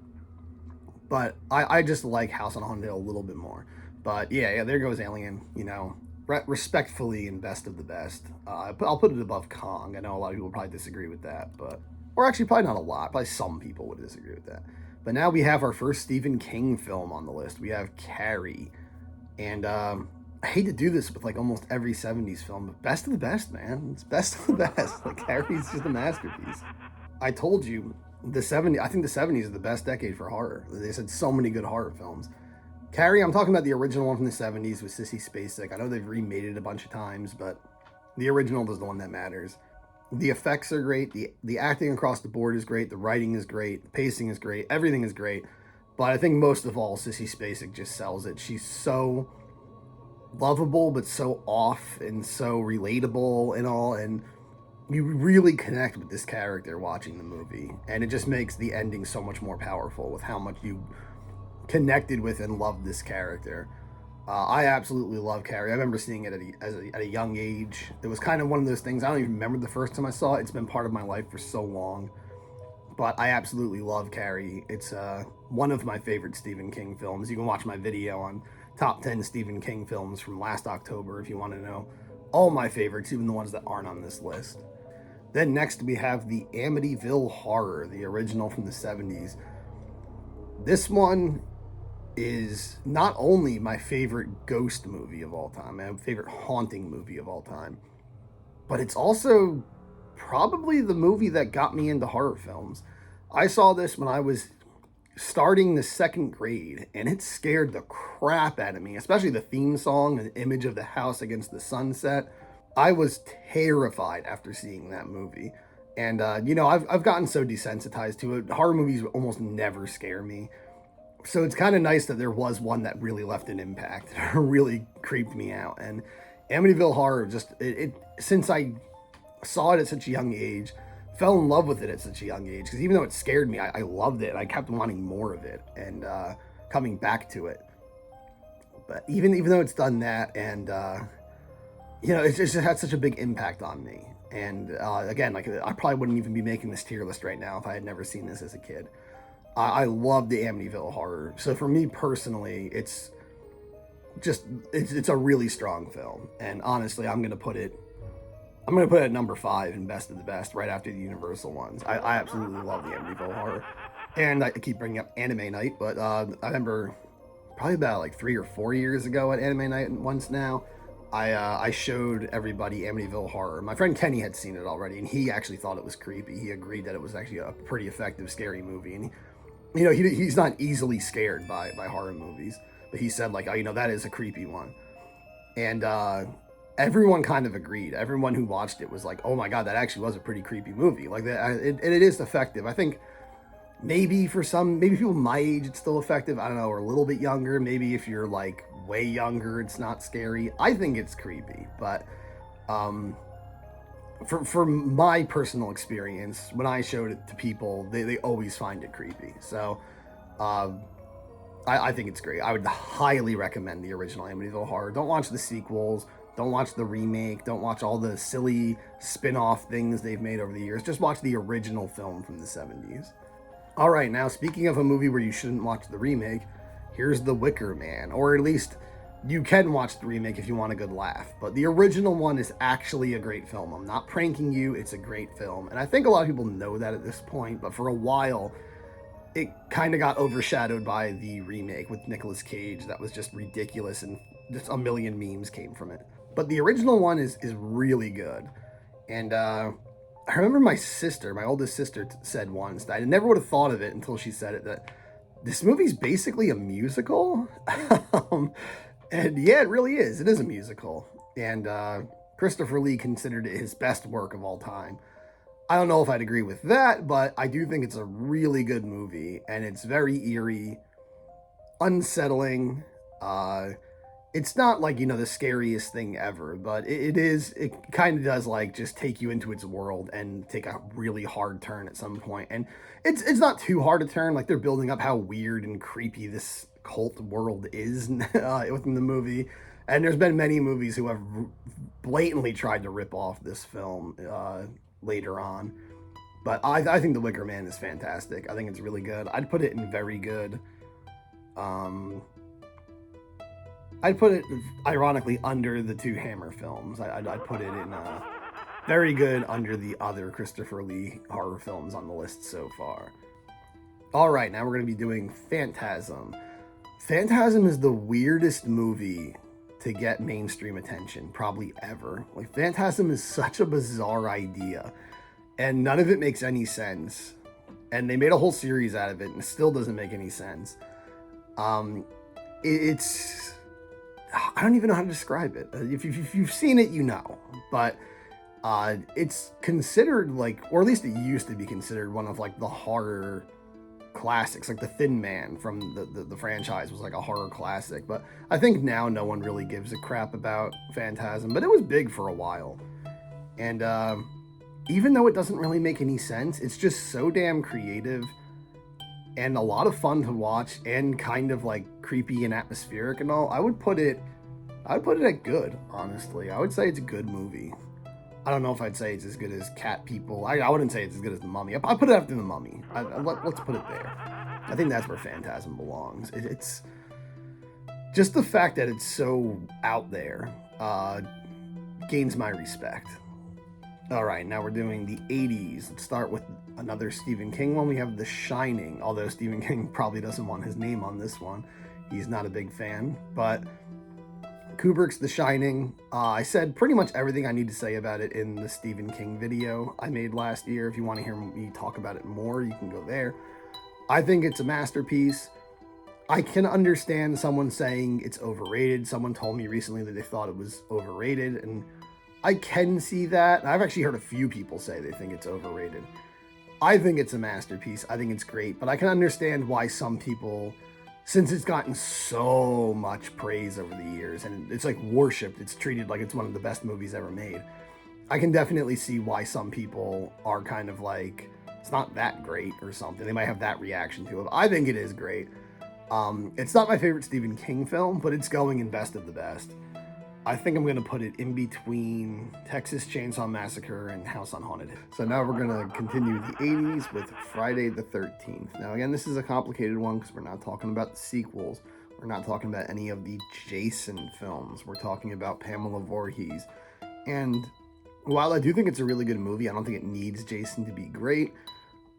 There's definitely sequels that are better. I would say Part 4 and Part 6 might be my favorite, 6 and 7. This one, I think it's solid. I wouldn't say it's the best of the iconic slashers. You know, when you have Halloween, Nightmare on Elm Street, Texas Chainsaw Massacre, I feel like Friday the 13th is definitely the weakest of those. It's a bit more generic, and it just doesn't really have like the hook that the other ones do. The other ones have like a uniqueness, and I think the camp setting is definitely the unique charm of Friday the 13th, and I think it's still a great movie. But I will put it in very good. But I'll for the time being, I'm gonna put it. I'm gonna put it at the bottom of very good for the time being, because I do think it's the weakest of those films, the icon slasher, the mascot slashers, if you will. But speaking of Nightmare on Elm Street, I am going to put that one in near the top of very good, after The Invisible Man, because Nightmare on Elm Street is very creative. It's a lot more creative than Friday the 13th. Whichever one you like better, that's a matter of preference. You can prefer Friday. I've heard, you know, some people prefer Friday, some people prefer Nightmare. I think the first Nightmare on Elm Street is extremely solid and by far the best of the Nightmare movies. The first 3 Nightmare movies, actually, I think are really solid. They're really good. I like 4, 5, and 6. I think they're forgettable and they all blend together, and they're definitely not anywhere near as good as the first 3. But they are good. But I think the first one is definitely the best movie. I'm not a huge fan of New Nightmare. I know that's controversial, but I don't know. Like meta stuff just doesn't really blow my mind. Like meta stuff usually doesn't do it for me. I think it's okay. I don't think it's that great. Honestly, I really don't like it that much at all. New Nightmare. But fans seem to love that. A lot of people say the only good ones are the first one, the third one, and New Nightmare. But we're just talking about the first one right now, and I think the first one deserves to be very high because it's awesome. It was such a mind-blowing idea when it came out, and it's still a ton of fun. It's still a crowd pleaser. Then we have Hellraiser, the original. I love this movie. This movie's really cool. You want to talk about creative? This is a creative, crazy film. I remember seeing this for the first time. I caught it with my brother on AMC. They used to show a ton of cool horror movies on AMC, and that was back before they had commercials. And I remember us watching this. We stumbled upon it one night. We didn't know what the hell we were watching. There was like this guy with a big beard eating bugs in a pet store and all, and we were just laughing like, what the hell is this movie? And then when the Cenobites appeared and we saw Pinhead, we're like, oh, we know this guy. We've seen this guy before. And then we like learned that's what it was. And the movie just kept getting crazier and crazier. At some point, my brother fell asleep. I remember the next day I told him about like what happens at the end of the movie and how much crazier it actually gets. And we just laughed our asses off. But, you know, it's funny good, but it's also awesome at the same time. It's also like legitimately a really cool movie. I wouldn't call it scary probably, but it's definitely really creative and fun and interesting. I love Hellraiser. The original trilogy is pretty good, but the first one is definitely my favorite. The second one's really good and really creative, but the first one is definitely my favorite of the three. It has a special place in my heart because, again, it's one of the first major horror movies I ever really saw of the modern age, or like, what was modern at that time. And actually, the day after that was Halloween. It was the night before Halloween. And on Halloween, for the first time in my life that day, which was in 2006, I think, I saw almost every one of the Halloween films. I saw Halloween 1, 3, 4, 5, all in one day in one marathon. For some reason, it didn't show 2, or maybe I slept through 2. And because I fell asleep at some point during the day. And that was when I first learned Halloween 3, wasn't related to the other Halloween films. It had no Michael Myers and all that. But yeah, in one day, in like within 24 hours, I took in Hellraiser and 4 of the major Halloween films. So I was getting well versed in horror cinema that day. But Hellraiser, I would put, honestly, I like it more than Nightmare on Elm Street. I love Nightmare on Elm Street, but I really like Hellraiser. There's just something a little more like raw and gritty about Hellraiser that I just prefer more, and the special effects the special effects in Nightmare are awesome, but something about Hellraiser, I don't know, it's really cool. So I'm gonna put, as of right now, it's at the top of very good. So high praise. Now continuing with 80s slasher icons, let's do Child's Play. Child's Play, the first one, it is more of a serious horror film. It's not as comedic as the franchise got later on, but I feel like it is still pretty comedic. Like, the series always knew its concept was pretty funny and stupid. They kind of played that up. And I think it's good. I like Child's Play. I don't love it as much as the other slasher icons, but I do like it quite a lot. I think I'd put it under Friday the 13th. I think it's got more unique charm than Friday the 13th, but Friday the 13th is just more classic and just probably a more definitive film in that genre. So I'm going to put it under Friday the 13th. Now we're moving on to The Lost Boys. This is an instant best of the best for me. I'm going to put it right after Amityville Horror. This is another personal one. Like, when I was in the 4th grade, I want to say, my dad introduced this to our family, and like everyone in the family fell in love with it, and it's become a tradition.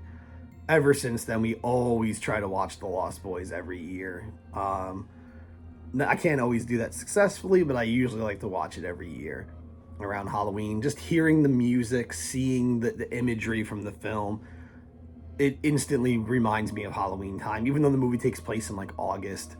For me, it's such a Halloween movie. It reminds me of, we usually watched it like week of Halloween back then. And it's one of those movies like Home Alone that like, I just quote it all the time. My brother and I quote it all the time. We constantly just say random quotes from the film.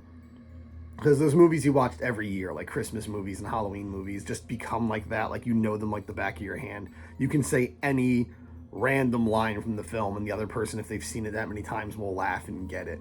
So I just love The Lost Boys. I love the music in it. I love all like the songs made for it. I love the characters. The comedy is great. It's so funny. Awesome movie. It's the perfect balance of like hip and badass and sexy, but also like funny and goofy and ridiculous. I love that movie. Nothing bad happens to Nanook the dog also, so gets points for that. Similar movie, now we have Fright Night. Fright Night is something I saw when I got older. I didn't see it as a kid. I think I would have really liked it as a kid, but I didn't see it as a kid. So it doesn't hold as special a place in my heart as The Lost Boys does, but it's fantastic. It's a really good movie. I would put it in very good, honestly. I think I'd put it just after The Wicker Man. I'd probably rather watch Fright Night than The Wicker Man, to be honest, but I think The Wicker Man is a better film. But Fright Night is amazing. It's a ton of fun. It's a really fun movie, especially if you're a classic horror fan. It pays a lot of tribute to Hammer and Universal, especially Hammer, though. The character Peter Vincent, The actor plays on TV. He's a horror host, but he's supposed to be like a vampire hunter. He's clearly supposed to be Peter Cushing's Van Helsing from the Hammer films. His name is even a mix of Peter Cushing and Vincent Price's names. It's like a mashup. It's a really clever, cute premise for a film. It's funny. It's got some legitimately creepy stuff in it. It's a good film. I like it a lot. It almost starts off like it's a goofy, like, Are You Afraid of the Dark episode or something, and then just gets crazier and crazier. Really good vampire movie. Highly recommend that one. I have some issues with it. If you want to know my full, not like serious issues, just some of the parts of the story I'm like, well, that doesn't really make any sense. If you want to know my full opinions on Fright Night, check out, I did a search for the spookiest vampires films video years ago, and I talk about that and The Lost Boys in there. So I'm probably repeating a lot of stuff I said in that video. I don't remember what I said in that video. I probably said everything I just said, but you know, whatever. Now we're gonna do Reanimator. Reanimator is crazy freaking movie. Anyone who's seen it knows it's just nuts. Herbert West is such an awesome character. I love him. His deadpan delivery, his devotion to just his crazy ideas, really great. It gets really silly, but the characters take it seriously. It's not winking at the camera. Like it's being silly and funny, but it's the characters within the world take it so seriously. Definitely like a gross out movie from the 80s based on a Lovecraft story, loosely, you know. Yeah, I think it's really good. I would say it's going in very good. I would put it, I really like it. I wish the cat didn't die. I'd put it in between Friday the 13th and Child's Play. I like it more than Child's Play, but it's not as classic as Friday the 13th. I think that's a good spot for it. All right, now we have The Thing by John Carpenter, the 80s version. Everyone kisses this movie's ass, and I mean, for good reason. Again, the dogs die. I don't like that. I don't like a husky die. I mean, you can say like it doesn't, that it's like the Thing, but the Thing had to kill it to take on the form of it, I think. And I think it's implied that the Thing as the dog kills the other dogs too. I hate that. That's lame. But like, if you were to just cut that little part out, the rest of the film would be awesome. Great special effects. It's not huge on narrative, but I think like it does a lot with a little. It's sort of like a movie like Mad Max Fury Road, where it's crazy events happening and minimal, you know, character dialogue, character growing dialogue. It's more just like their visual acting and how they're going through the story and what's happening around them is shaping the story and characters for us. And, you know, like Fury Road, it does a very good job of that. And I'd say it deserves to be considered the masterpiece it is. I don't think I love it quite as much as everybody else does, but I do love it a lot. John Carpenter is my favorite director of all time. So I'm going to put it, I'll put it after Nightmare on Elm Street. I don't know if it deserves to be considered better than the War of the Worlds. But for now, it's going to go there. I might change my mind about that in the future. But for now, that's where The Thing belongs. It's just so influential and revolutionary. The Fly, Cronenberg's The Fly from 86, I believe. With Jeff Goldblum, Gina Davis. Can't go wrong with them.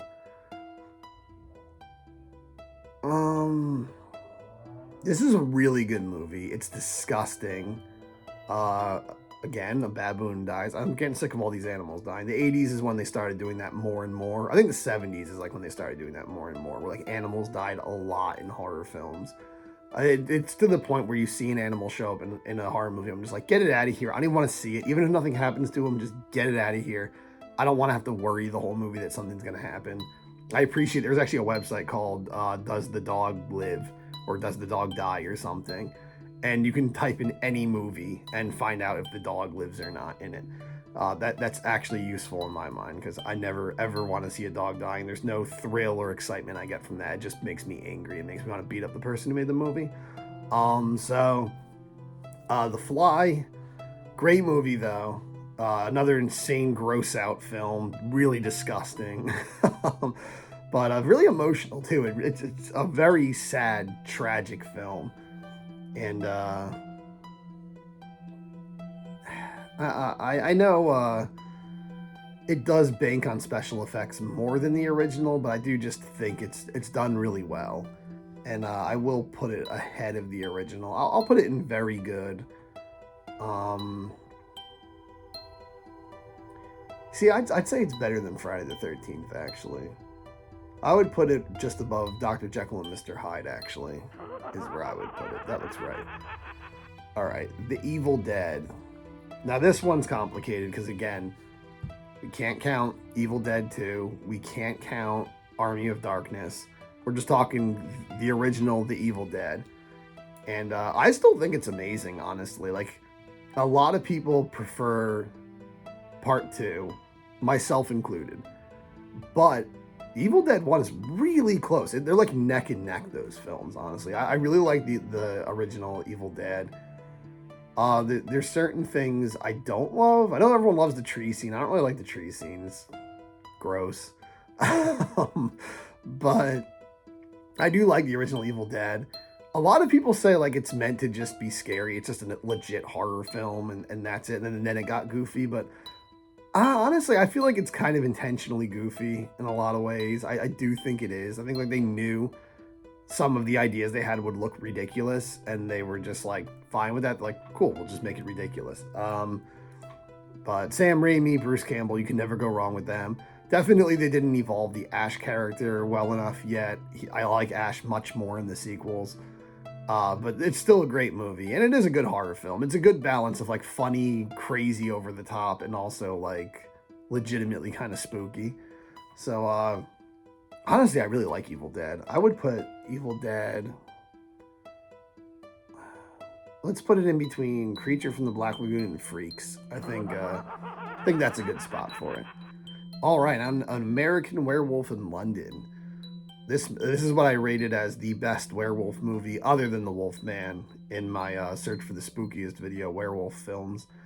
I love this movie. I think this movie's really funny. Really funny and really scary. I never really found it that scary.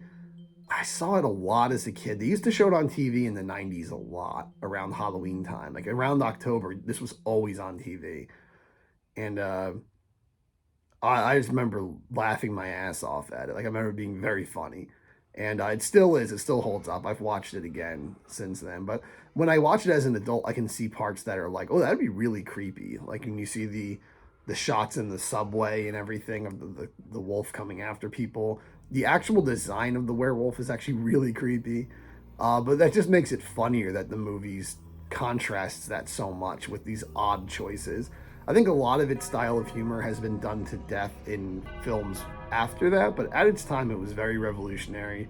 It was very unique, and I love this movie. Honestly, I'm putting this in best of the best. I'll put it at the end of best of the best after Jaws for now. But that is a great, great movie. All right, Creepshow. Romero and Stephen King. It might be the only anthology film I have on here. There's a lot of good anthology horror films. I actually like a lot of them. But I think this is the only one I put on because this is the only one that I feel is like really, really big mainstream horror. Like everyone knows this one. I like this one a lot, actually. Like obviously with any anthology film, it's uneven. Some shorts are not as good as others. Definitely the best one is the Leslie Nielsen one. But the Crate is a lot of fun too. The Bug one's pretty good.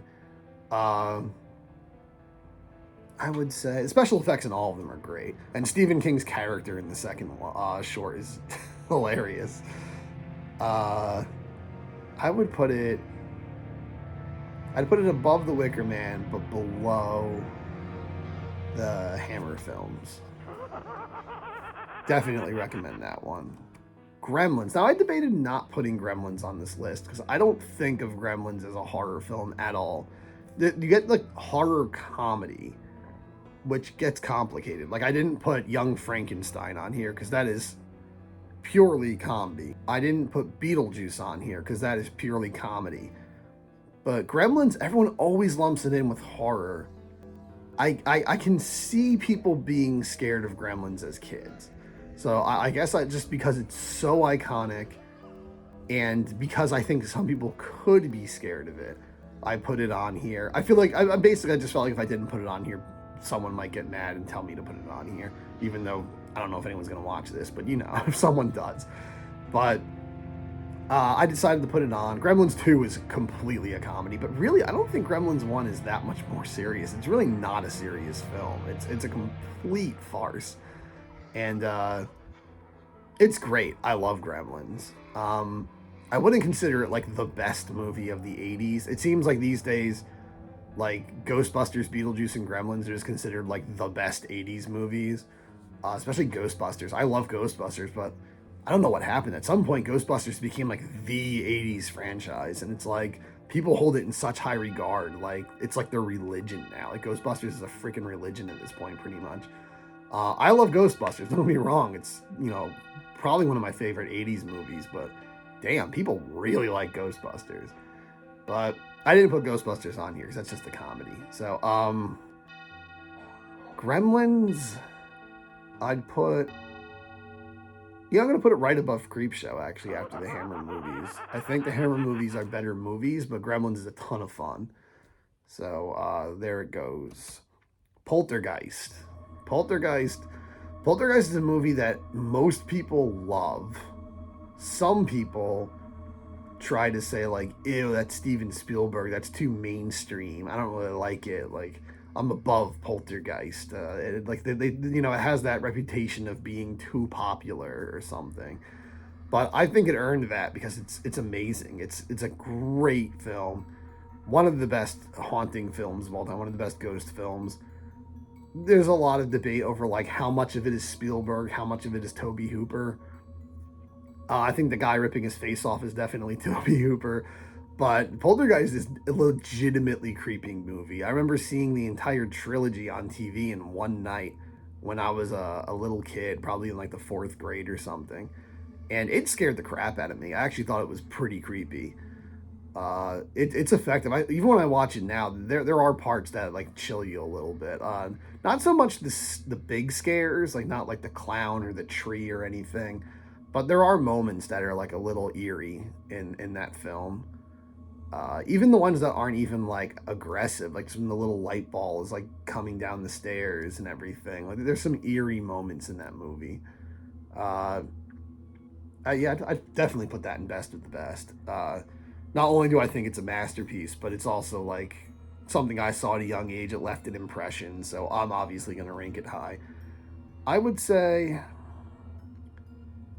let's put it right next to Jaws. Let's have two Spielbergs back to back. I'm going to put it after Jaws right now. I feel like Jaws is... The characters in Jaws are better. But I might regret that in the future. But right now I'm going to have it after Jaws. Alright, now we're going into the 90s. The last decade of the 20th century. And we're going to start with Jacob's Ladder. This movie's fantastic. This is a hard one to describe without spoiling it. I wouldn't want to spoil it because most of the movie is just trying to figure out what is going on. But it's disturbing, it's disorienting, and it's something you just can't look away from. You can't stop watching it until it's over.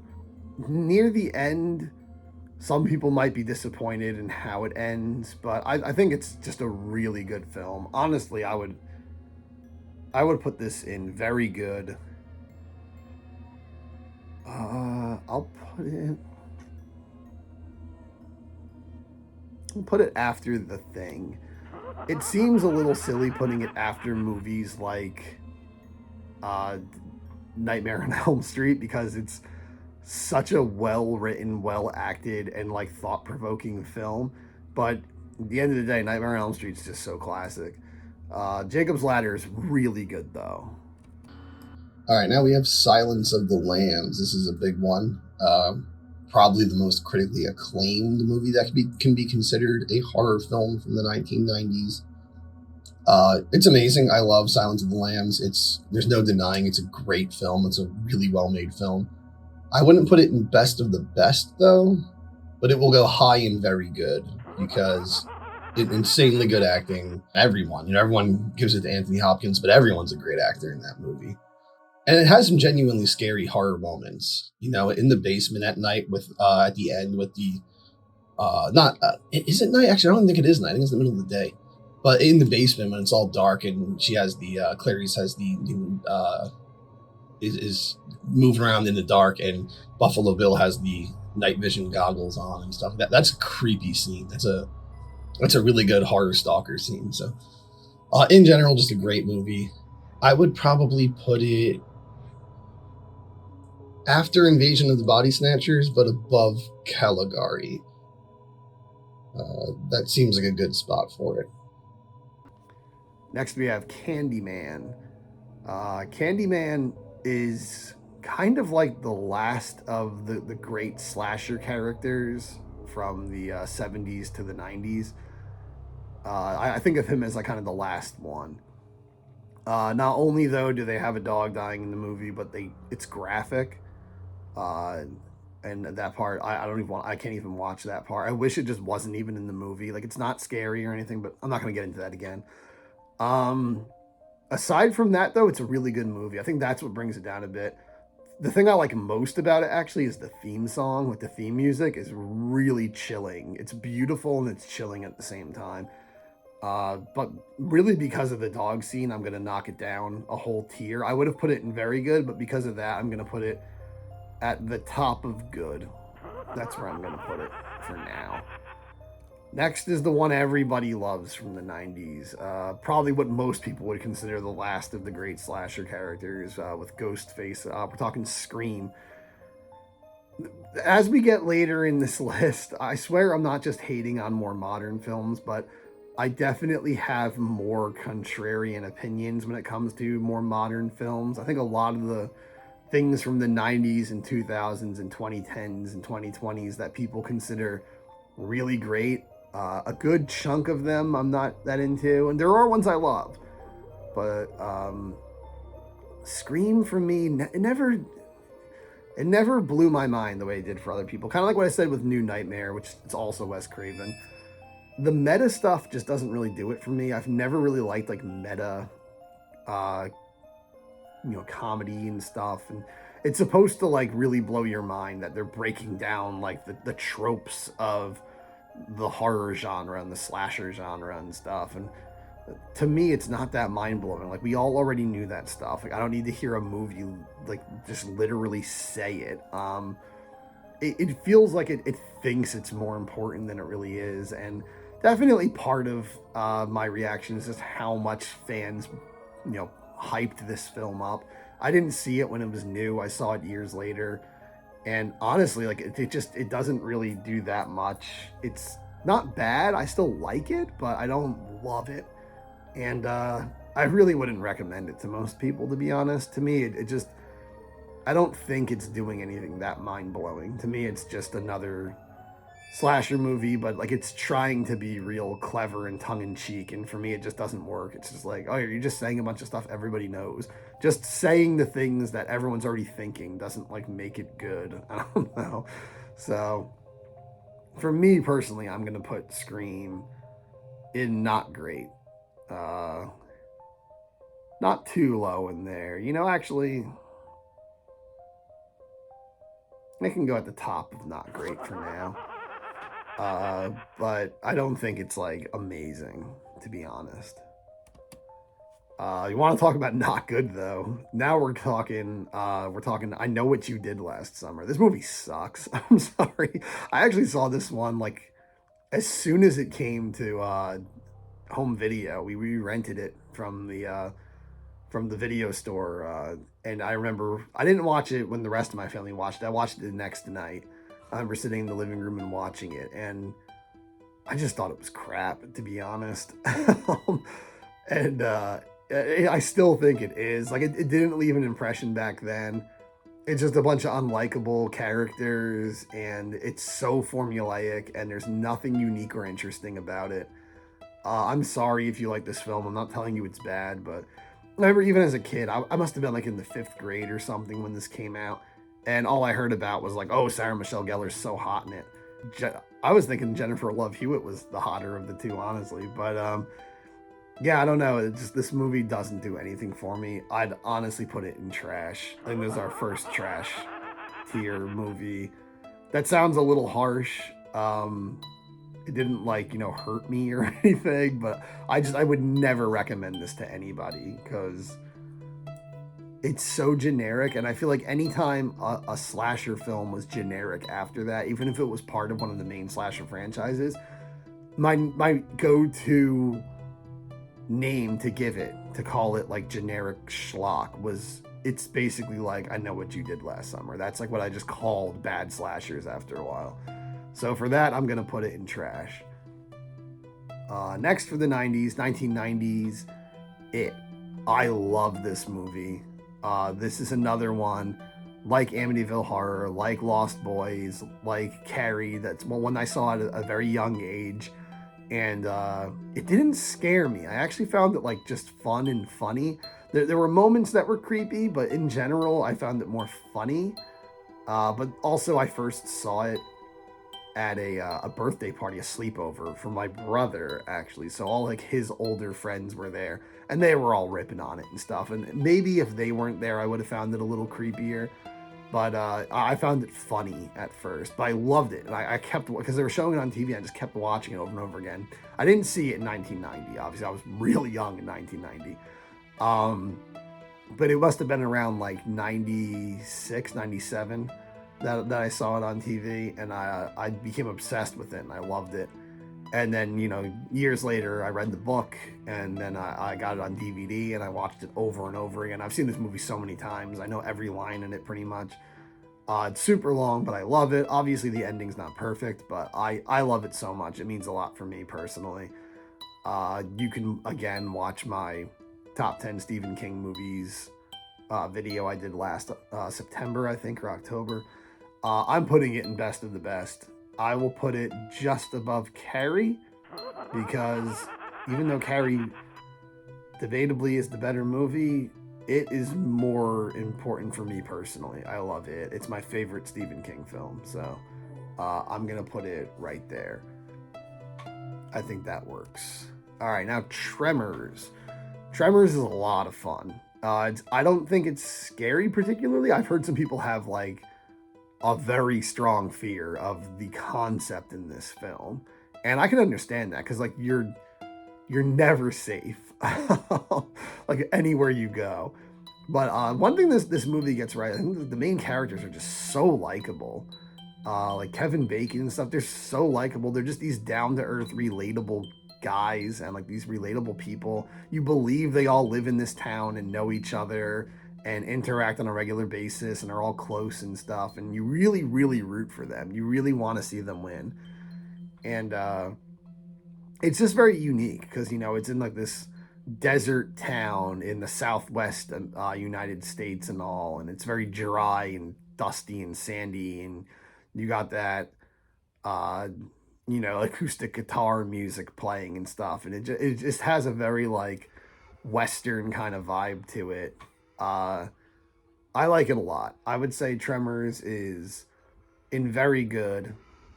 For the time being, I'll put it at the end of very good. I don't think it's quite as good as like Child's Play, but it deserves to be in very good for sure. Misery is the next one. Very good film. Going into very good. Uh, Again, I talked about this more in my Stephen King video. If you want to hear me say more about it, go there. But I think it's really good. I wouldn't say it's as scary as a lot of people say it is. I think it's just well acted and funny. It's like no one really talks about how funny this movie is, but so much of it is intentionally funny.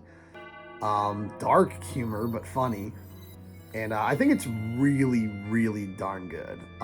It does have parts that are scary or disturbing, but for the most part, I don't really find it as scary as I do like darkly funny, but it is really good. And don't get me wrong, the concept is terrifying, but I think the book is more effective in being scary. I think the film is more effective in being entertaining and kind of dark and funny. But I would say I prefer the book in this case, but I do really like the movie, and I would say we can put it just above The Fly because, um, given the choice of the two, I'd probably rather watch Misery. Time for anyone who potentially watches this to get mad at me again. Although I have said this in a movie video before, the Blair Witch Project, I don't love it as much as everyone else does. Um, I get it was important, but at the same time, it was important by introducing found footage, which is a trend I usually kind of hate in horror movies, honestly. Found footage movies usually just annoy me. And they usually come across as kind of like a cheap way to uh, make a film. And I know it is. I know it's an indie film, and I respect that. It's cool. I don't ever want to crap on an indie production, but it's like, most of the time there's nothing happening. And so much of this movie, these characters are so annoying and unlikable. I absolutely hate the three main characters in this film. And they're so annoying. And so much of the movie is just that when Josh, screaming Josh on the top of their lungs. It's really annoying. Like, honestly, most of this movie, I'm just ticked off. I'm just pissed off watching this film. That's not good. You don't want me to be angry watching your movie. The ending's like okay. I don't find it as scary as everyone else does. I think the scariest part is with the tent in the middle of the night, and that kind of happens in the middle of the film. I don't know. I don't see this movie as being like this mind-blowing, scary experience like everyone made it out to be. Definitely the marketing hyped it up. Again, this is one I didn't see when it was new. I saw it years later, and it really doesn't do much for me, honestly. I don't like it that much. I'm gonna be honest. I'd honestly rather watch Book of Shadows, the sequel. I think that one's more entertaining. I know a lot of people hate Book of Shadows, but then I've recently been told that apparently a lot of people are starting to agree with me and say Book of Shadows isn't that bad. So I guess it's not so much of a hot take anymore. But the whole Blair Witch franchise, I'm not that crazy about. Honestly, I didn't like the third one either.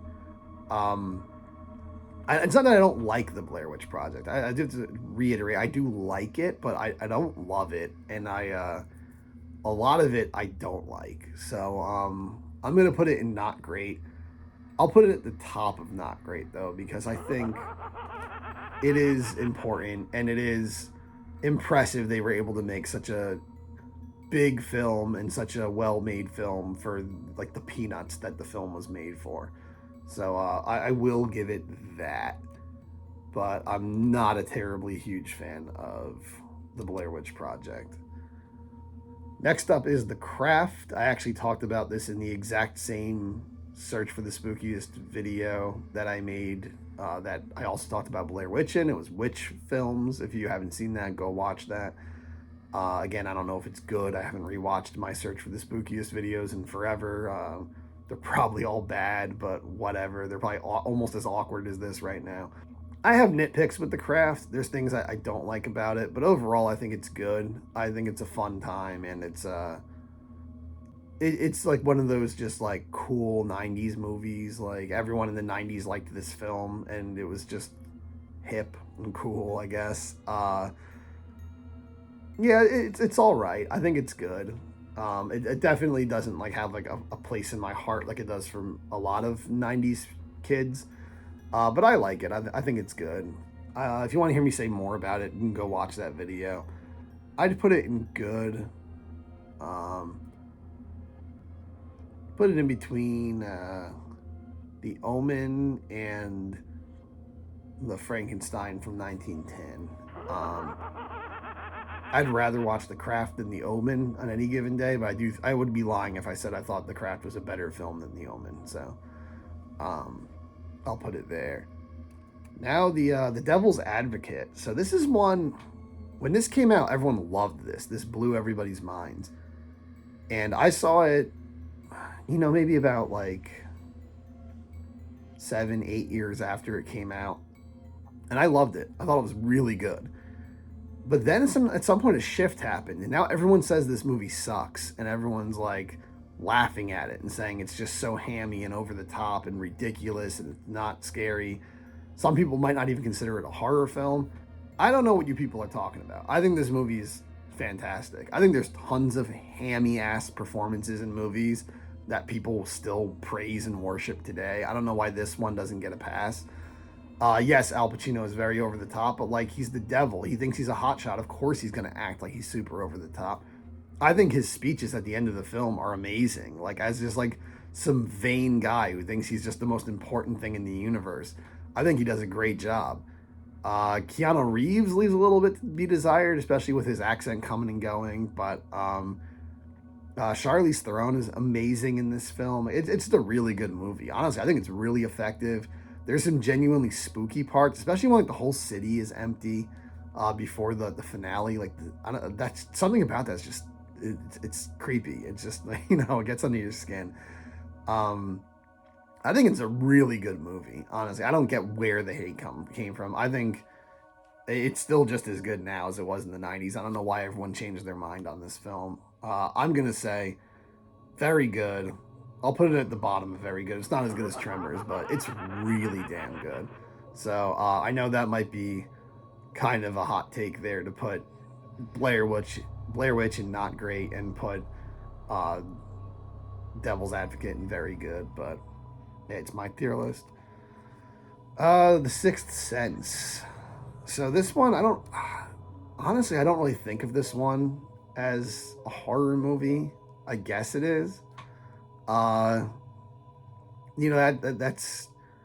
Shamalama Ding Dong's like that's his trademark, is that he makes a movie that's advertised as a horror film, then you watch it and it's not a horror film. He did that with like The Village and stuff. But I guess it technically is one. So I saw this movie way later. I was already in like my early 30s when I saw this film, and I heard about it my whole life, and it wasn't that long ago that I finally saw it. And I always heard the line, I see dead people. The kid sees dead people. And I thought that was the twist. Because everyone's like, oh, there's the twist. And I thought that's what they were referring to, that the kid can see dead people. I'm like, well, they spoiled the twist in the commercials and everything, in the trailers. And so I didn't know there was another twist. I didn't know going in there was going to be a huge other twist. But after the first scene of the movie, I was like, oh, I know what's going to happen. And I guessed the twist I didn't even know was coming. And it turned out to be real. So once they announced the twist in the movie, I was like, well, yeah, of course. I saw that coming a million miles away. I don't think the twist was that well done in the movie. I would say, I don't have it on here because I think The Sixth Sense is the bigger, more well-known one. But I would say in the others, that is a much better version of the same twist. I might have just spoiled it for you if you have seen The Sixth Sense and not the others.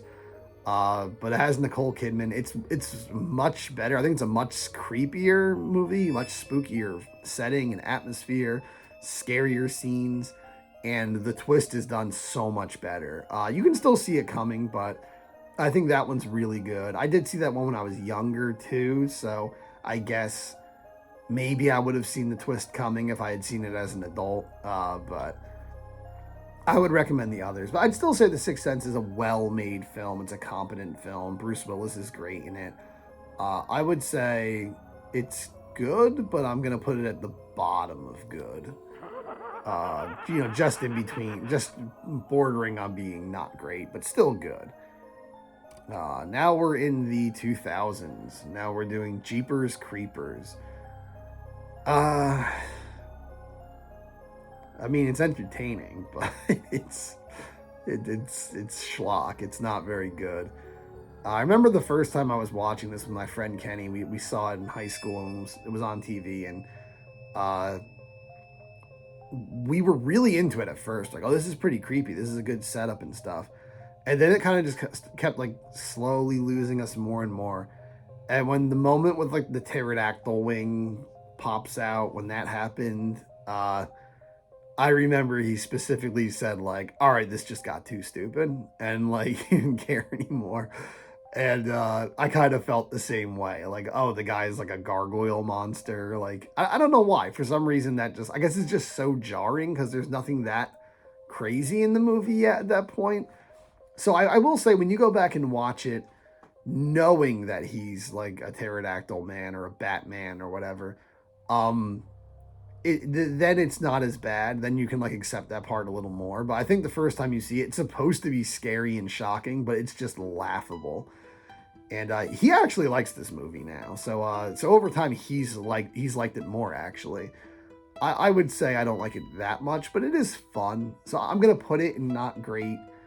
It's cheesy, but it's still a fun watch. Honestly, I'd rather watch this than Scream, so I'm gonna put it above Scream. So there we go. Now we have Trick or Treat. Trick or Treat is blown up over the years. When it came out, no one gave a damn about it. And I didn't even know about it. I heard about it later on. And when everyone was like, oh, this movie Trick or Treat, oh, Sam, he's the greatest icon ever and stuff. And I remember watching it one time when I was dog sitting at my sister's house years ago. And it's a lot of fun. I like it. It's actually a really good, like, fun Halloween film. And oh, there you go. There's another anthology film. I thought Creepshow was the only one I had on here. No, we have Trick or Treat also. It's a ton of fun. Again, not every skit is as good as the other ones, but they're pretty consistent. They're pretty good. I like it. I'd say it's getting a little too much praise now. I think people, that always happens if something is unpopular but good. People suddenly start exaggerating how good it is. I think it is, darn good, but I wouldn't say it's like, one of the greatest horror movies ever, like people act it like it is now. So I would put it in good.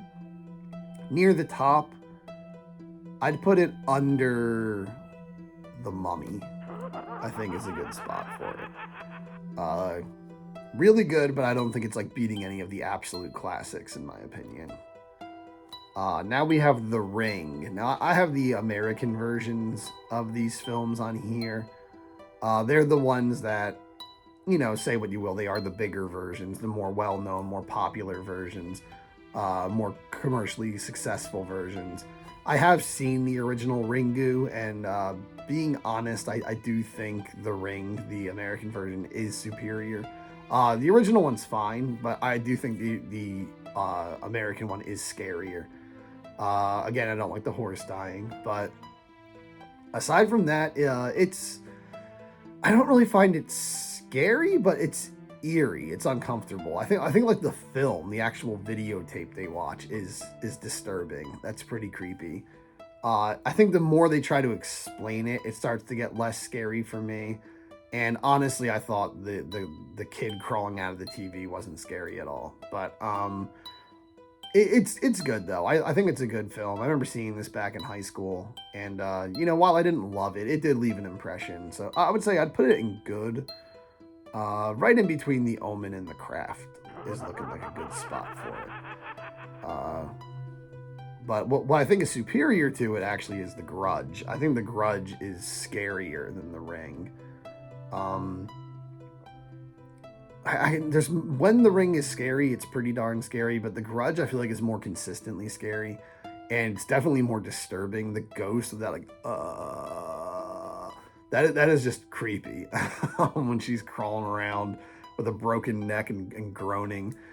And there's just certain effects, like the part where like the closet door opens and her head kind of just like dips down like it's on a stick or something. Like there's some creepy stuff in there. When there's like just the big cloud, the big black cloud, and then the eyes open and all. That wasn't the first one, right? Or was that in the sequel? Sequel wasn't like terrible either, but I've actually never seen Ju-on, which is the original one. I've only seen the American The Grudge, so I can't rate a movie if I haven't seen it. So in this case, I'm not saying this one's better than the Japanese one. I've just never seen the Japanese original. But I would say The Grudge is very good, actually. I'd put it in very good, but I'll put it at the very bottom of very good. I think it's not as good as the Devil's Advocate, but I think it's creepy. If you want a scary ghost movie, that's a good one. That's definitely a good one. Now we have Final Destination. This became a humongous franchise, and I gotta say, I never understood why. I can see that these are just fun, but to me, they're really schlocky and not really in a fun way. They're kind of in that like gaudy 2000s kind of way. I don't know. It's hard to describe. Not a big fan of the Final Destination movies. They seemed weird with the humor too. The humor seemed like it was inserted in the wrong places and stuff. And it's a cool idea, but it's the kind of idea that works better as like a Twilight Zone episode or something. I don't need to watch 1,000 films about the same thing.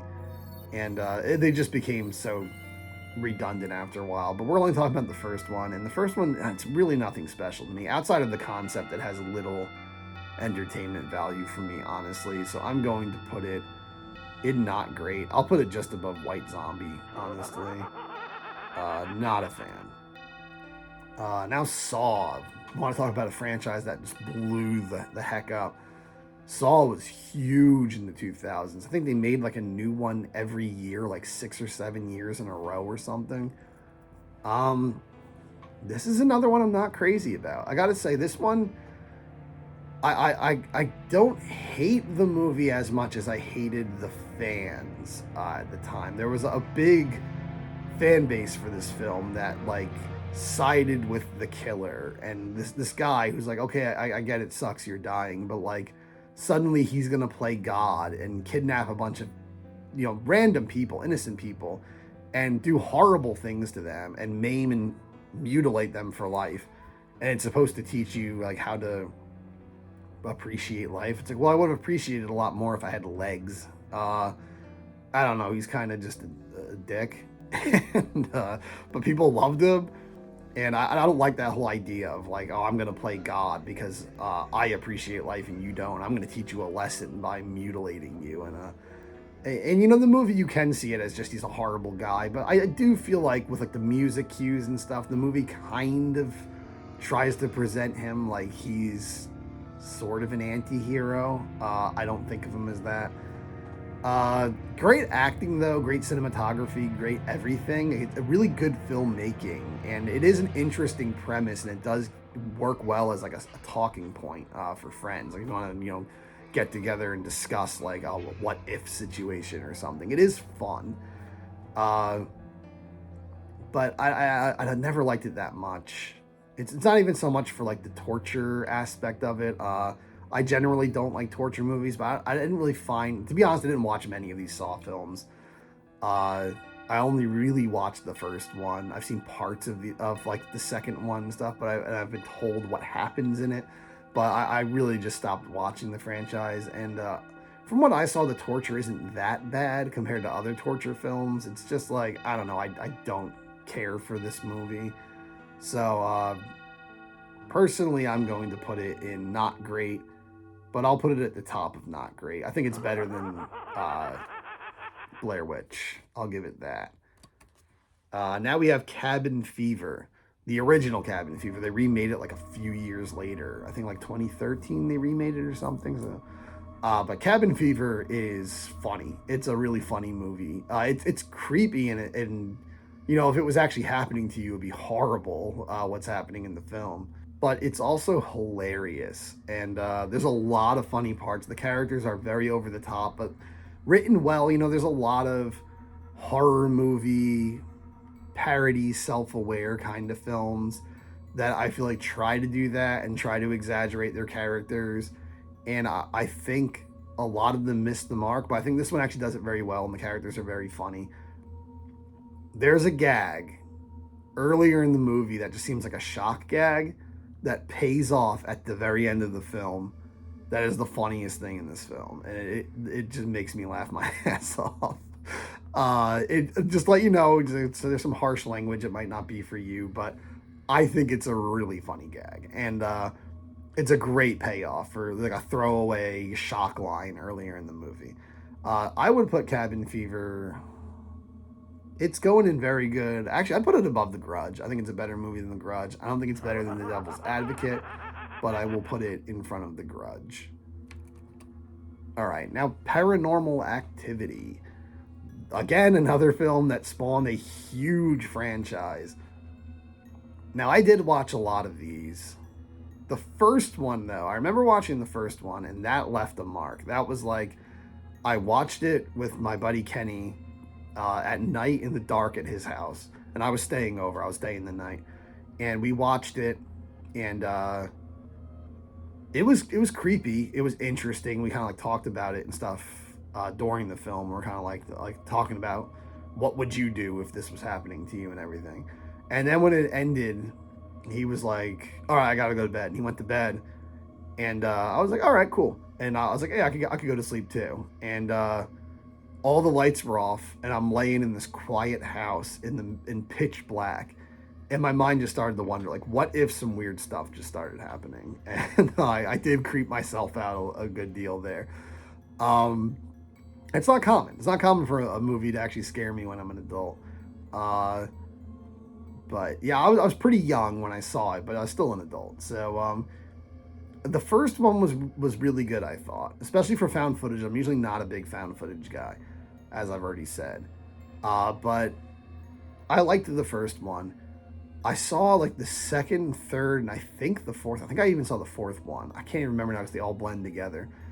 But they just kept getting worse and worse. So much of it was just like a camera going back and forth over an empty room 50 times. And, oh, wait, I think that pencil rolled off that table. Oh, never mind, the pencil's still there. No, nothing happened. And like you're making up the scares yourself because they didn't want to actually make anything. And every now and then there's some creepy stuff, some jump scare stuff, some shocking stuff. But like for the most part, I just found the series to be like just redundant and boring. And unfortunately, when I started to dislike the sequel so much, it made me like not really regard the first one as a good film anymore. But now that I've had some time and I haven't watched the franchise in a while, I can remember that first one did leave an impression on me, and it was a good film. So I'm going to put it in good.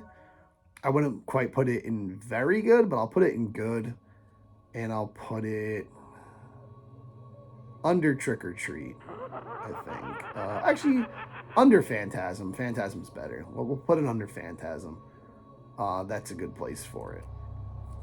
All right, 28 Days Later. This is another movie my oldest sister showed me. Actually, it was the same night that she showed me Night of the Living Dead. She showed me this one afterwards. And I like this movie. I think it's good, but she really liked it. And actually, both my sisters really liked this one. And honestly, I don't think it's that special. I do like it. I think it's a good film, but I don't think it's that special.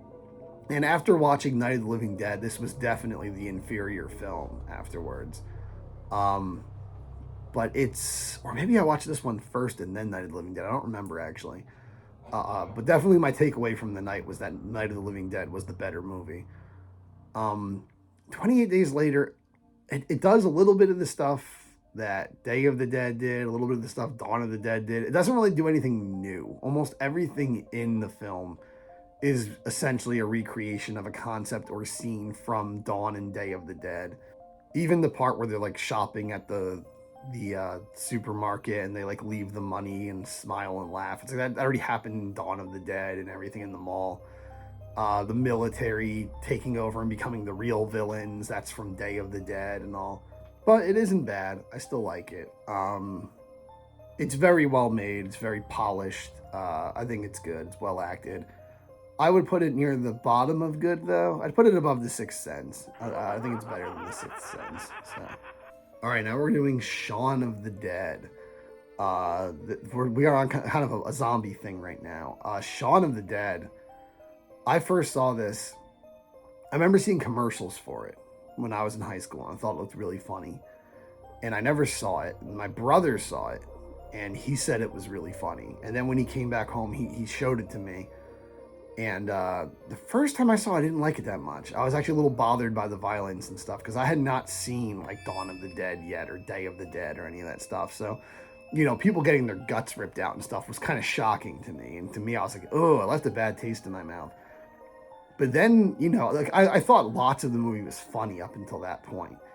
But then when I went back and rewatched it other times later on, I loved this film. And I think like every time I watched it, I thought it was funnier and funnier. And, you know, as I was desensitized to the gore and stuff. I ended up really liking it. I would say Shaun of the Dead is a freaking masterpiece. I'd almost put it in best of the best. I think that's maybe too high, but it's almost there. It's almost in best of the best. I'm putting it at the very top of very good, honestly, because I think Shaun of the Dead is a fantastic movie. Excellent film. Excellent film. Really funny. And aside from being insanely funny, having, that Edgar Wright editing and everything, uh, I would say also it's just a good zombie movie. It's also a good zombie movie. So definitely putting that in very good. Next up, we have Rob Zombie's House of a Thousand Corpses. I know most people like The Devil's Rejects more, but again, we're only doing the first movie in a franchise. I hate this movie. I gotta be honest. The whole film is just like watching people be horrible, and it seems like you're supposed to root for them. Like everything kind of goes their way. Even at the end, it's like, oh, the cops might get them. No, never mind, they killed them. And it's like, it seems like you're supposed to be happy that they got away. I don't know if you're supposed to or not. I'm not accusing Rob Zombie of that. He seems like a cool dude, but um, I don't like this movie, and it's just really trashy and tacky. I'm not the first person to say this, but it just feels like a music video and not in a good way. So I would put House of a Thousand Corpses. Honestly, I'd put it I'd put it in trash. There's no redeeming qualities of House of a Thousand Corpses in my mind. I hate the main characters, like the killers and stuff. I hate the way it's edited. I hate everything about it. I don't like it. I don't think it's a good movie at all. Bottom of trash. All right, Cloverfield. Um, I don't even remember that much from this movie because the camera shakes all over the place so much I couldn't even tell what the hell I was looking at. This became like a weird franchise. I really liked the second one. I didn't like the third one. And honestly, I like the second one when it's not being a Cloverfield movie. I think I don't like when they're doing their whole crazy big kaiju story. And I love kaiju. It's just like this one, I don't know, it doesn't do it for me. This franchise, I think it was the moments in 10 Cloverfield Lane where it's not a kaiju film, an alien film or whatever, or when it's the best, when it's just John Goodman and everything. But Cloverfield 1, I don't know, it's just kind of a found footage, annoying to watch version of like Godzilla or something. Like it's like the events of Godzilla 98 are happening, but they're not through the perspective of like the goofy characters that movie was through. It's for like more quote unquote grounded characters. And it's on a shaky camera. I don't love Cloverfield. I remember watching it on like TV, AMC, I think again, actually, like years ago, like back in 2007 or 2008 or whenever. I don't even remember when this movie came out, to be honest. I would put it in not great, personally. Just above White Zombie, I think, is a good place for it. All right, now we're in the 2010s. Babadook. We're going to talk about the Babadook. The Babadook was like critically acclaimed. People loved this movie. And this is another one I watched with family. I watched it with the younger of my two older sisters and my brother. And my sister was showing it to me, and she hyped it up. She's like, "Oh, this is really great. You got to watch this movie. It's so good." Or actually, no, she hadn't seen it yet. She had heard it was really great, and she really wanted to watch it. And we all watched it together. And she definitely liked it more than I did. I liked it. Again, they kill a dog, but I liked it, but it didn't like rock my world the way everyone else like acted like, oh, it's gonna blow your mind, it's the greatest freaking thing ever. For me, it was okay. It's like your average psychological horror film that's trying to be disturbing, relatable in a disturbing way. It kind of starts this trend that was big in the 2010s that I like to call the trying to get into the Academy Awards horror category subgenre, where I think a lot of horror films were trying to finally do away with the stigma they had for years that the Academy Awards can never take them seriously. They never be considered true film. They're just horror schlock, and that they tried really hard to be more than what they are. And a lot of them did this by having actors kind of just mumble and like act catatonic or crazy the whole film, and it just seems like they suck the color out of everything, and they're just trying to be like so serious that when something takes itself that seriously, if it has anything I find not good, it stands out so much more than if the movie didn't take itself quite so seriously. But the Babadook was good. I had a solid time with the Babadook. I think it's good. I think it's creepy. I think it's disturbing and fun in a weird way. So I'd put it near the bottom of good. I'd put it after The Sixth Sense probably. I think it's okay. I'd still recommend it, but I don't think it's as amazing as people said. One that I didn't really care much for that everyone loved was It Follows. Now again, I don't think it's a bad movie. I'm gonna put it in not great, but I really don't like it that much. I think it's a great concept. It was a really, really good concept, and it's kind of wasted on a mediocre film, in my opinion. And I know a lot of people aren't going to agree with that. People really liked this movie. But the thing is, as I was just talking about, you have this thing where the characters all just mumble and like stare blankly forward and act like they're zombies the whole movie.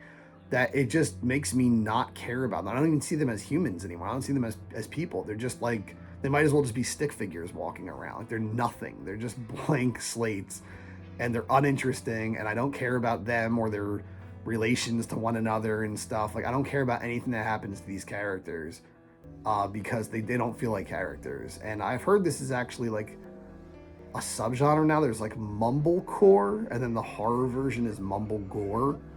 And from what I can gather, it's like indie movies from the late 2000s and 2010s that were just like they had no story, and they were just people mumbling and being hipsters.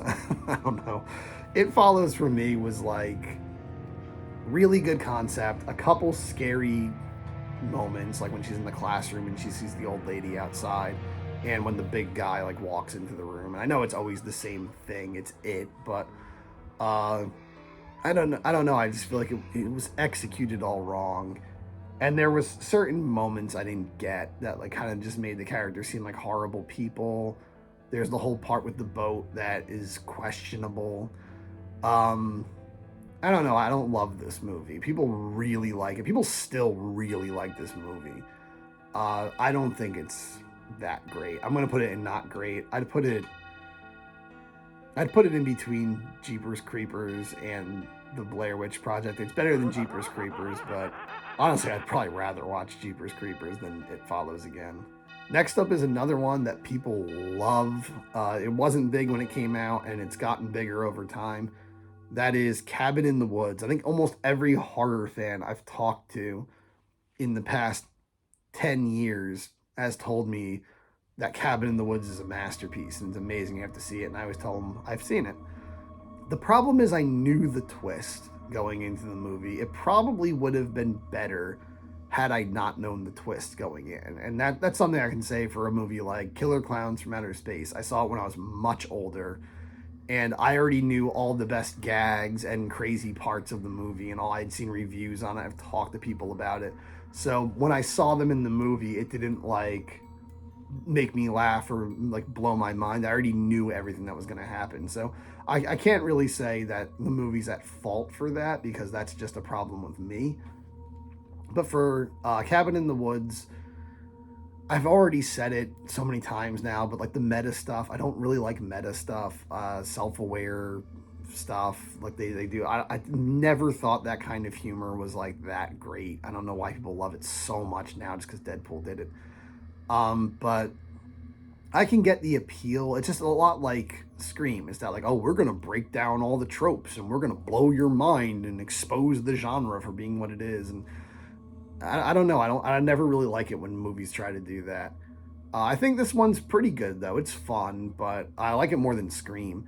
But honestly, when you get near the end with like Sigourney Weaver and stuff, and like the whole explanation at the end and stuff, it's so dumb. It actually starts to lose me at that point. There's some good funny stuff. There's the running gag of the guy who really wants the merman death and everything. Like, that's funny. The payoff is funny and everything.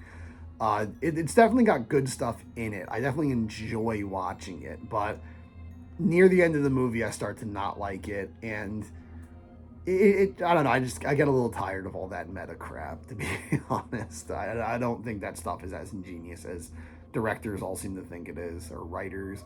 So I'll put it in good, but I'll put it at the very end. I think Babadook is better than it.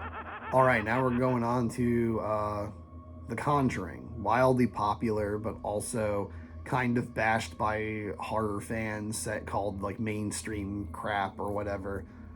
Uh, I think it's pretty darn good, honestly. I don't know if I sound like a sellout saying that or whatever, or like a mainstream or front runner saying that, but I think The Conjuring's pretty good. I wouldn't say it's very good, but I would say it's solid. It's a pretty good haunting movie, pretty good ghost movie. The series has had its ups and downs. I think the actual Conjuring films, not the spin-offs, but the actual Conjuring films, I think are pretty solid. The third one's good. It's just definitely the weakest of the three. The second one's the best, I think, but it's probably the least horror of them all. I think the first one's the most of a horror film, but we're only talking about the first one with like Bathsheba.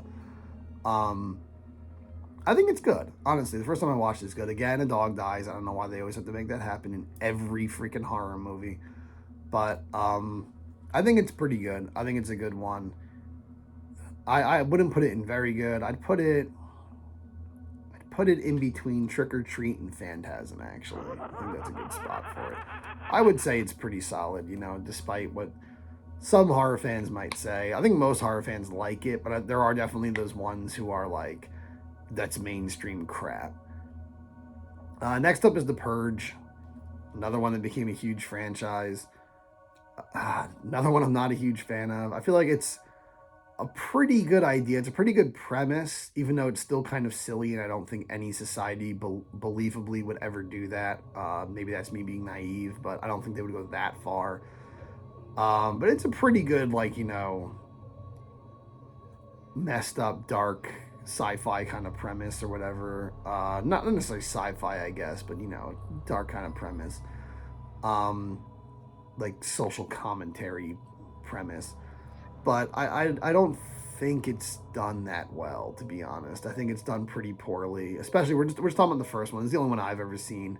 I don't know, maybe the sequels get better, but it's just stupid, most of the stuff in it. Honestly, it's just like, if these people wanted to just go out and do bad things because there's this purge, and you can commit any crime, as bad as it may be, murder or whatever.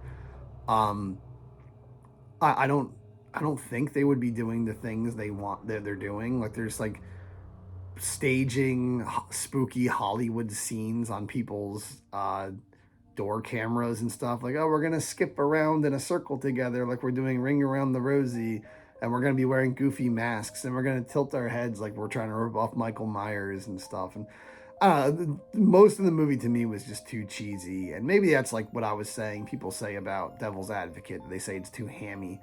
I don't think that one is. I think this movie is a little too hammy for me. It's a little too cheesy. Again, it seems like it's trying to take itself really seriously, but to me, it's just corny. So I'm honestly gonna put it at the bottom of not great. I really am not a huge fan of The Purge. I think it could have been a good franchise, but it just doesn't really do it for me, personally. Now we're going on to It. This is the second version of Stephen King's It that's on this list. I'm only doing It Chapter 1 because, again, no sequels. And I remember not liking It Chapter 2. I only saw it the one time in the theater. I need to rewatch it. But I remember really not liking it and having a lot of complaints about it. But It Chapter 1 is really good. It's really darn good. I was blown away by how good it was because I hold the original in such high regard. It's so special to me. It's a story that I've always loved. It was the first Stephen King book I ever read. It was it might have even been the first Stephen King movie I ever saw. I don't remember. But yeah, I've always really loved it. So I had high expectations going into this movie, and it blew them out of the water. Some of the CG is a little overdone, looks a little cartoony, but great scares, legitimately scary stuff in this film. Very well done. The characters are really well done. The kids are great. You really feel the chemistry between them. I love the cast. They're great. And Bill Skarsgård is great as Pennywise. You know, he's not doing Tim Curry. He actually had never seen the 1990 film, and he purposely didn't watch it because he didn't want to do what Tim Curry did. And so we get a very different Pennywise, and he's great.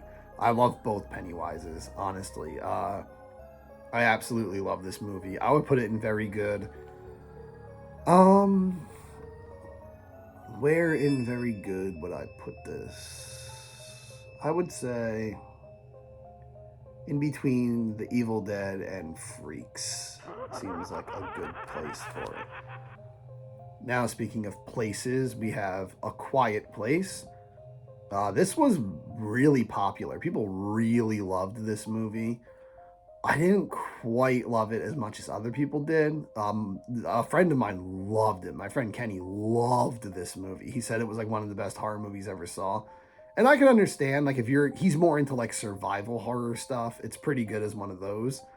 But for me, I didn't like it quite as much. I still liked it though. I found it entertaining, but there were some things, some choices the characters made that were a little too stupid, which or just things that were just a little too unrealistic that happened, which I'm usually not a stickler about those things in horror films, but they stood out a little too much in this one. Again, especially how seriously it takes itself. I didn't like the design of the monsters. I couldn't like even tell what the hell I was looking at. They were so over designed, and their head just looks like a ball of rock that like breaks apart on all these tendons and stuff. I had no idea what I was looking at. They were very over designed. They kind of looked like the Muto from the MonsterVerse Godzilla film from 2014. We see what they look like immediately in the movie.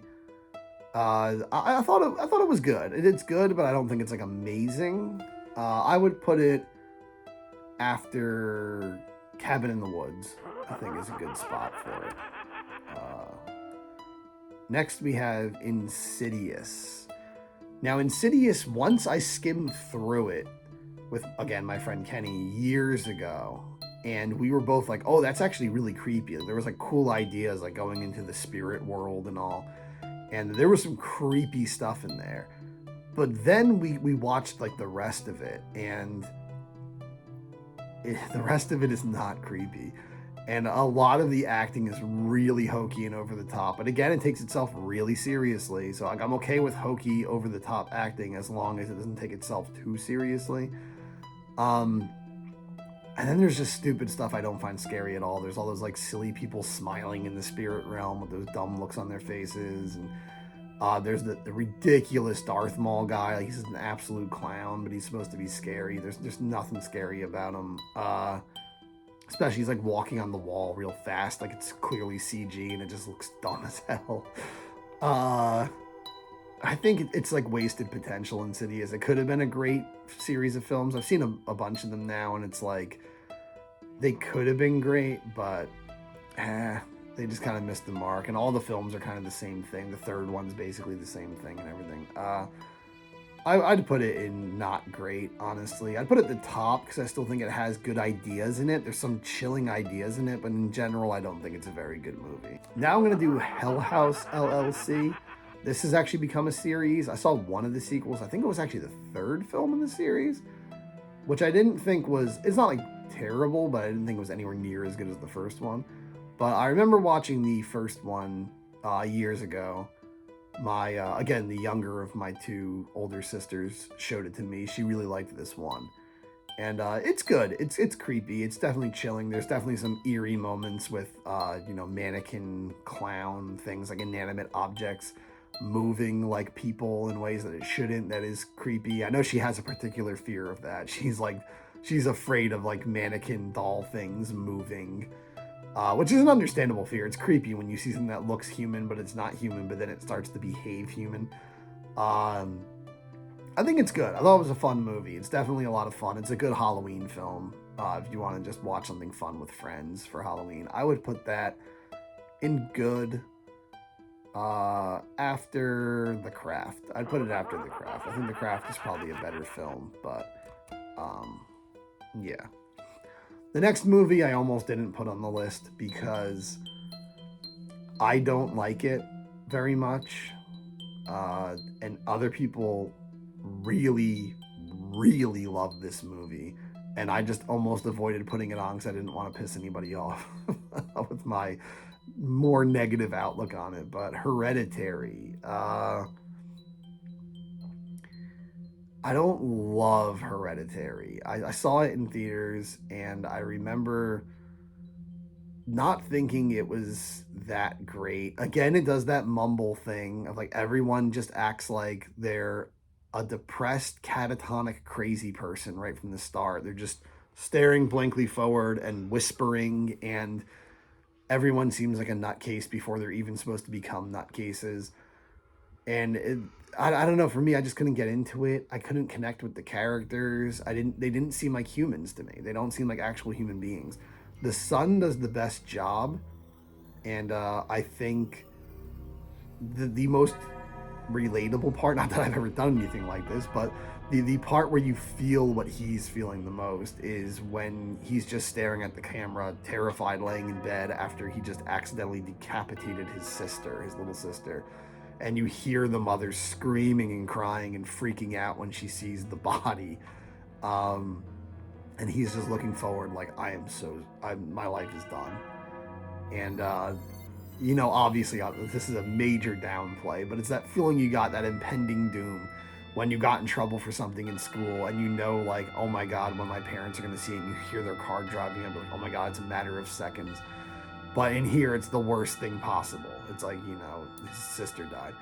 But from that point on, it kind of just turns into this whole like, oh, the mom's getting so crazy, and then it just kind of turns into Rosemary's Baby at the end. And it just seems like a complete one-to-one recreation of the ending of Rosemary's Baby.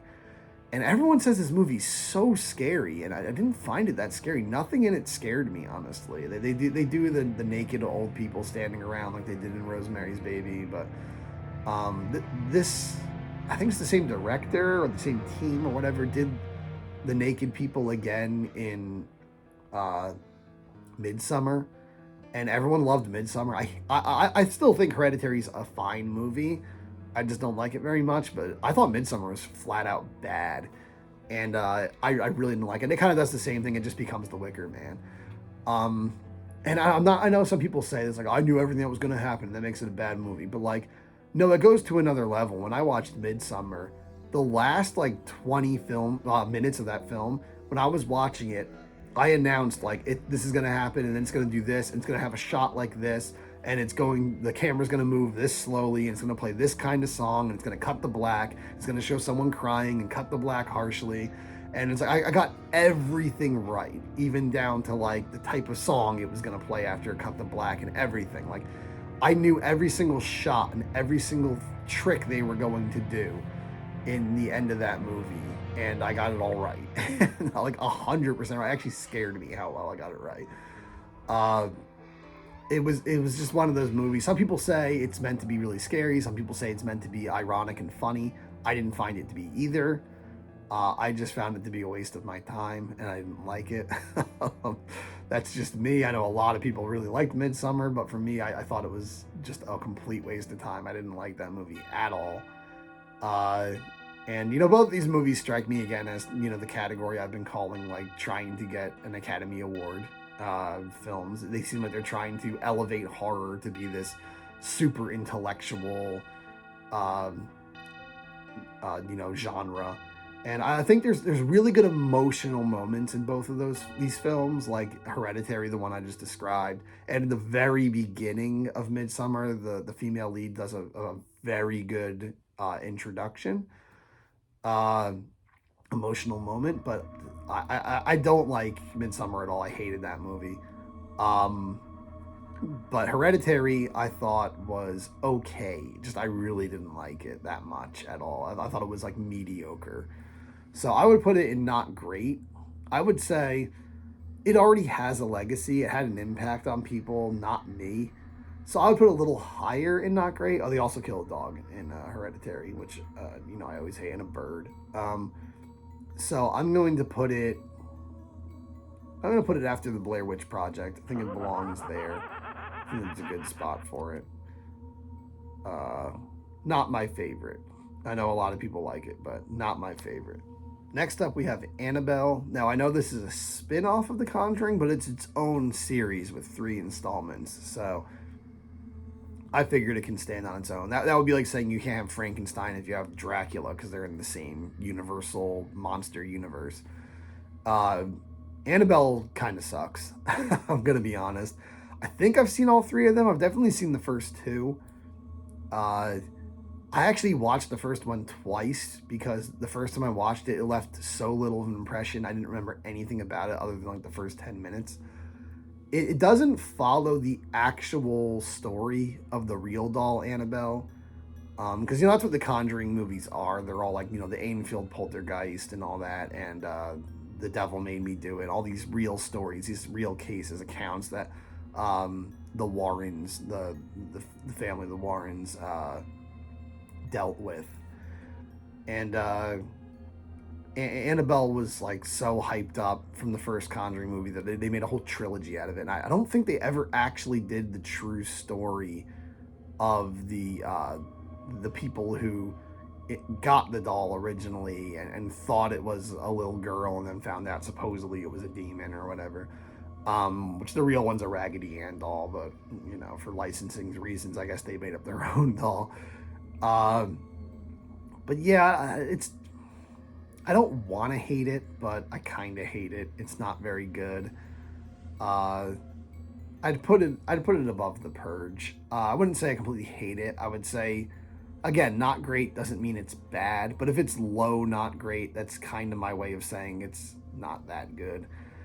Though I have Haxan there, and I still think Haxan and White Zombie are good movies. So I would say it's not complete, dog shiz, but it's not great either.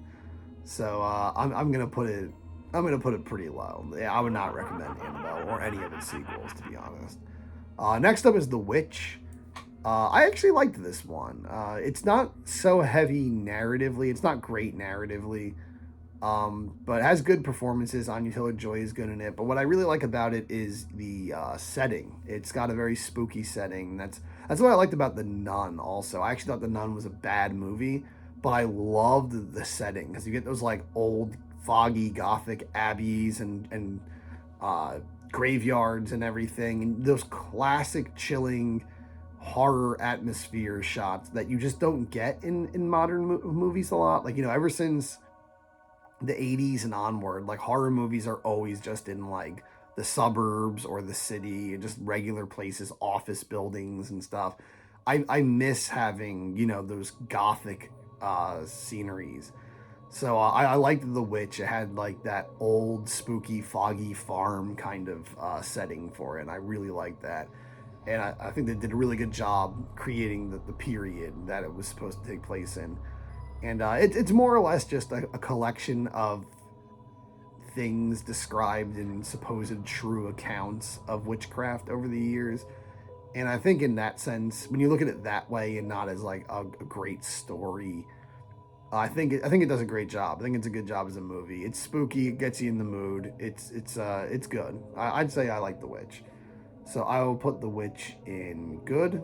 I'll put it above Frankenstein 1910. That sounds right. Now, by the same director, we have The Lighthouse. I really like The Lighthouse. This is a really good movie. Again, this is a really funny movie. I know it's dark humor and it's really messed up, but I think it's really damn funny. I would definitely recommend this. It's minimal. I love that it's black and white. The black and white cinematography is beautiful. It's really just all up to Willem Dafoe and Robert Pattinson and their amazing acting, and they're just going crazy, and the result of that. And they're both so good. They carry this entire film. It's really good. I would say it's one of the best horror movies I've seen from the past 10 years. And again, I think it's ridiculously funny. There's certain scenes, if you know, you know. If you've seen it, you know. I would say it's considerably better than The Witch, even though I liked The Witch. I would put it, again, I don't love What Happens to That Seagull, but I would put it I'd put it above Misery, actually. Maybe not Fright Night, but I'd put it above Misery. I think it belongs there. Uh, it's darn good. It's definitely a darn good film. All right, now we're going into the 2020s, the current decade. We're almost done with this list. We actually have 4 more films left. We're going to start with Megan, or M3gan. It's just Megan. This one was pretty big. It definitely had an impact on pop culture. I watched it again. I've had to say this a million times. Dog dies. I hate that. I don't know why that needs to be in the movie. But it knows it's stupid. Like, you could say the main actress is pretty bad in this movie, at least in this role. I'm not saying she's a bad actress, but she's pretty bad. She's almost like she's trying not to laugh the whole film. But it's good. I think it's a funny, stupid, fun horror film. Megan's good. It's a good movie. Honestly, my biggest complaint, I'm not always one of these like super pessimistic guys who wants these miserable, depressing endings. I usually am fine with, if I like the characters, I want it to end where the characters I like win. But in this one, I actually thought the message would have been better. It would have been relayed in a better way if they had gone the darker ending. I thought it was going to end darker than it actually did, where Megan kind of wins. And it doesn't end like that. And I feel like it kind of belittles the point of the movie to give us the happy ending. And I know they're going to make a whole franchise out of this, but that's my biggest complaint. Should have gone darker with the ending. I think it would have been more important for this movie to have a darker ending. But I would say it's good. I'd put it above 28 Days Later, but I can't see putting it above classics like Tarantula and It Came From Beneath the Sea. So I'll put it in between there. Next up is Barbarian. This one is one of the most recent ones on this list. I saw this a couple years ago around Christmas. I was visiting my oldest sister, actually, and we just wanted to, because, you know, my sisters are horror movie buffs too. My oldest sister especially. Like, when me and her start talking about horror movies, we can just go on. And we both checked it out for the first time together.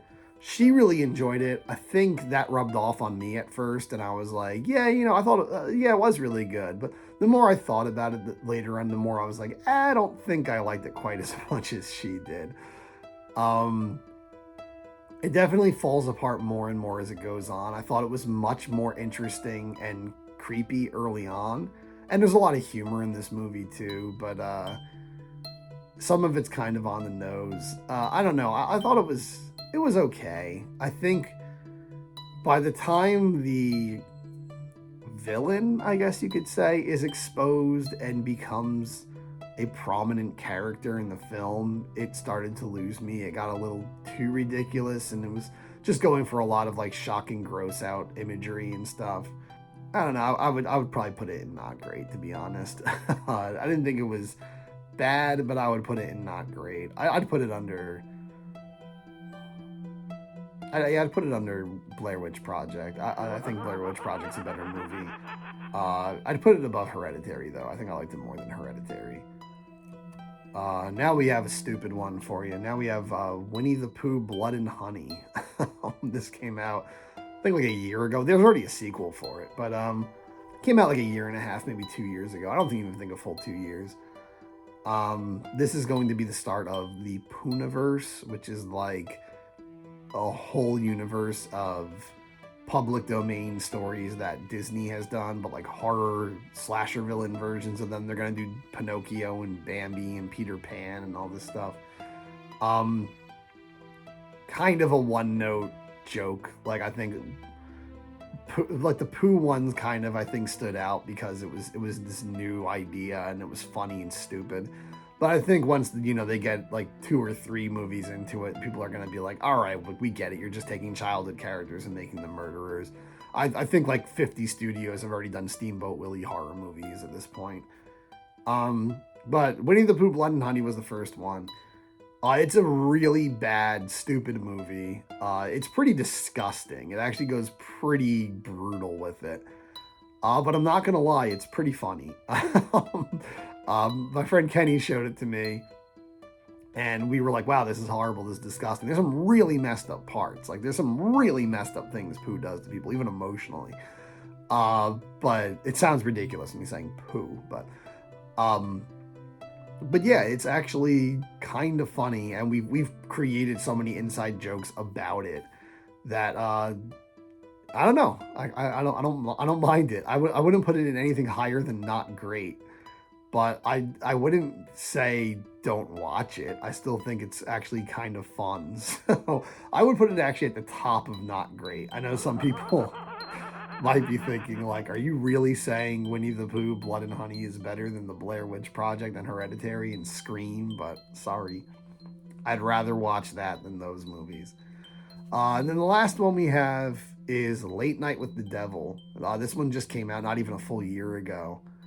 And I dug it. I actually thought it was pretty good for most of the movie. They did a really good job of kind of creating the feel that it was a 70s late night show. The only problem was it was a little too cinematic. The cameras were a little convenient. They always show what you need to see. And I definitely think the cutaway parts that are black and white seem way too intentionally shot. They did not seem like that was just like on the set stuff they happened to capture.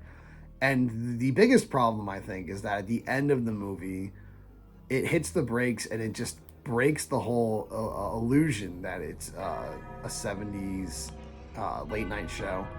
And suddenly we're in the character's mind and it's just filmed like it's a modern film. And it explains the whole story. And like the story was already explained by the events of the film that happened, but now they literally have to spell it all out for you. And it just seemed like the people who made the movie thought their concept was so smart that you were so dumb you wouldn't get it, that they had to explain it for you. And that's a problem I have with Psycho, the original Psycho, is they need the doctor to explain everything at the end of the movie like you're an idiot. But at least for that one, that was 1960. It's like audiences might not have been ready for that, and some people might have been scratching their heads.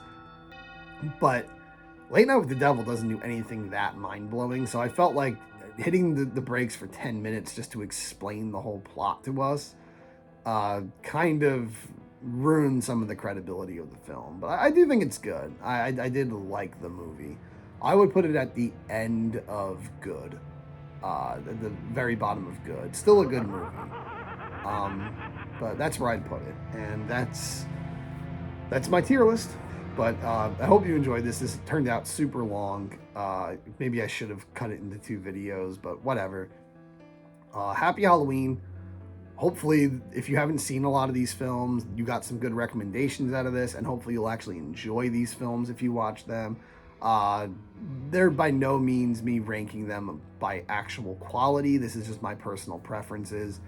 This could even change at any point. On certain days I might disagree with some of these.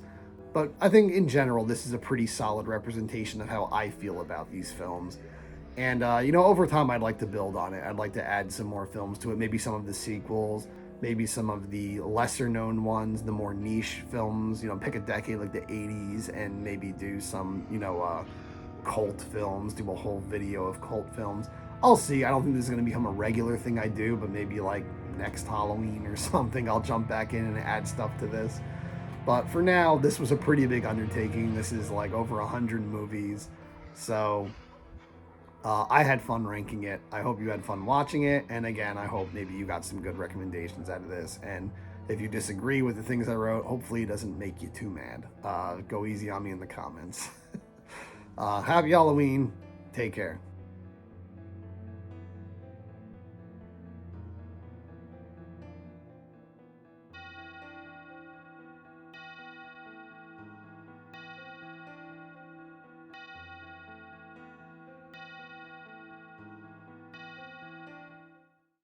Do all the liking and subscribing and the sharing and the bell stuff.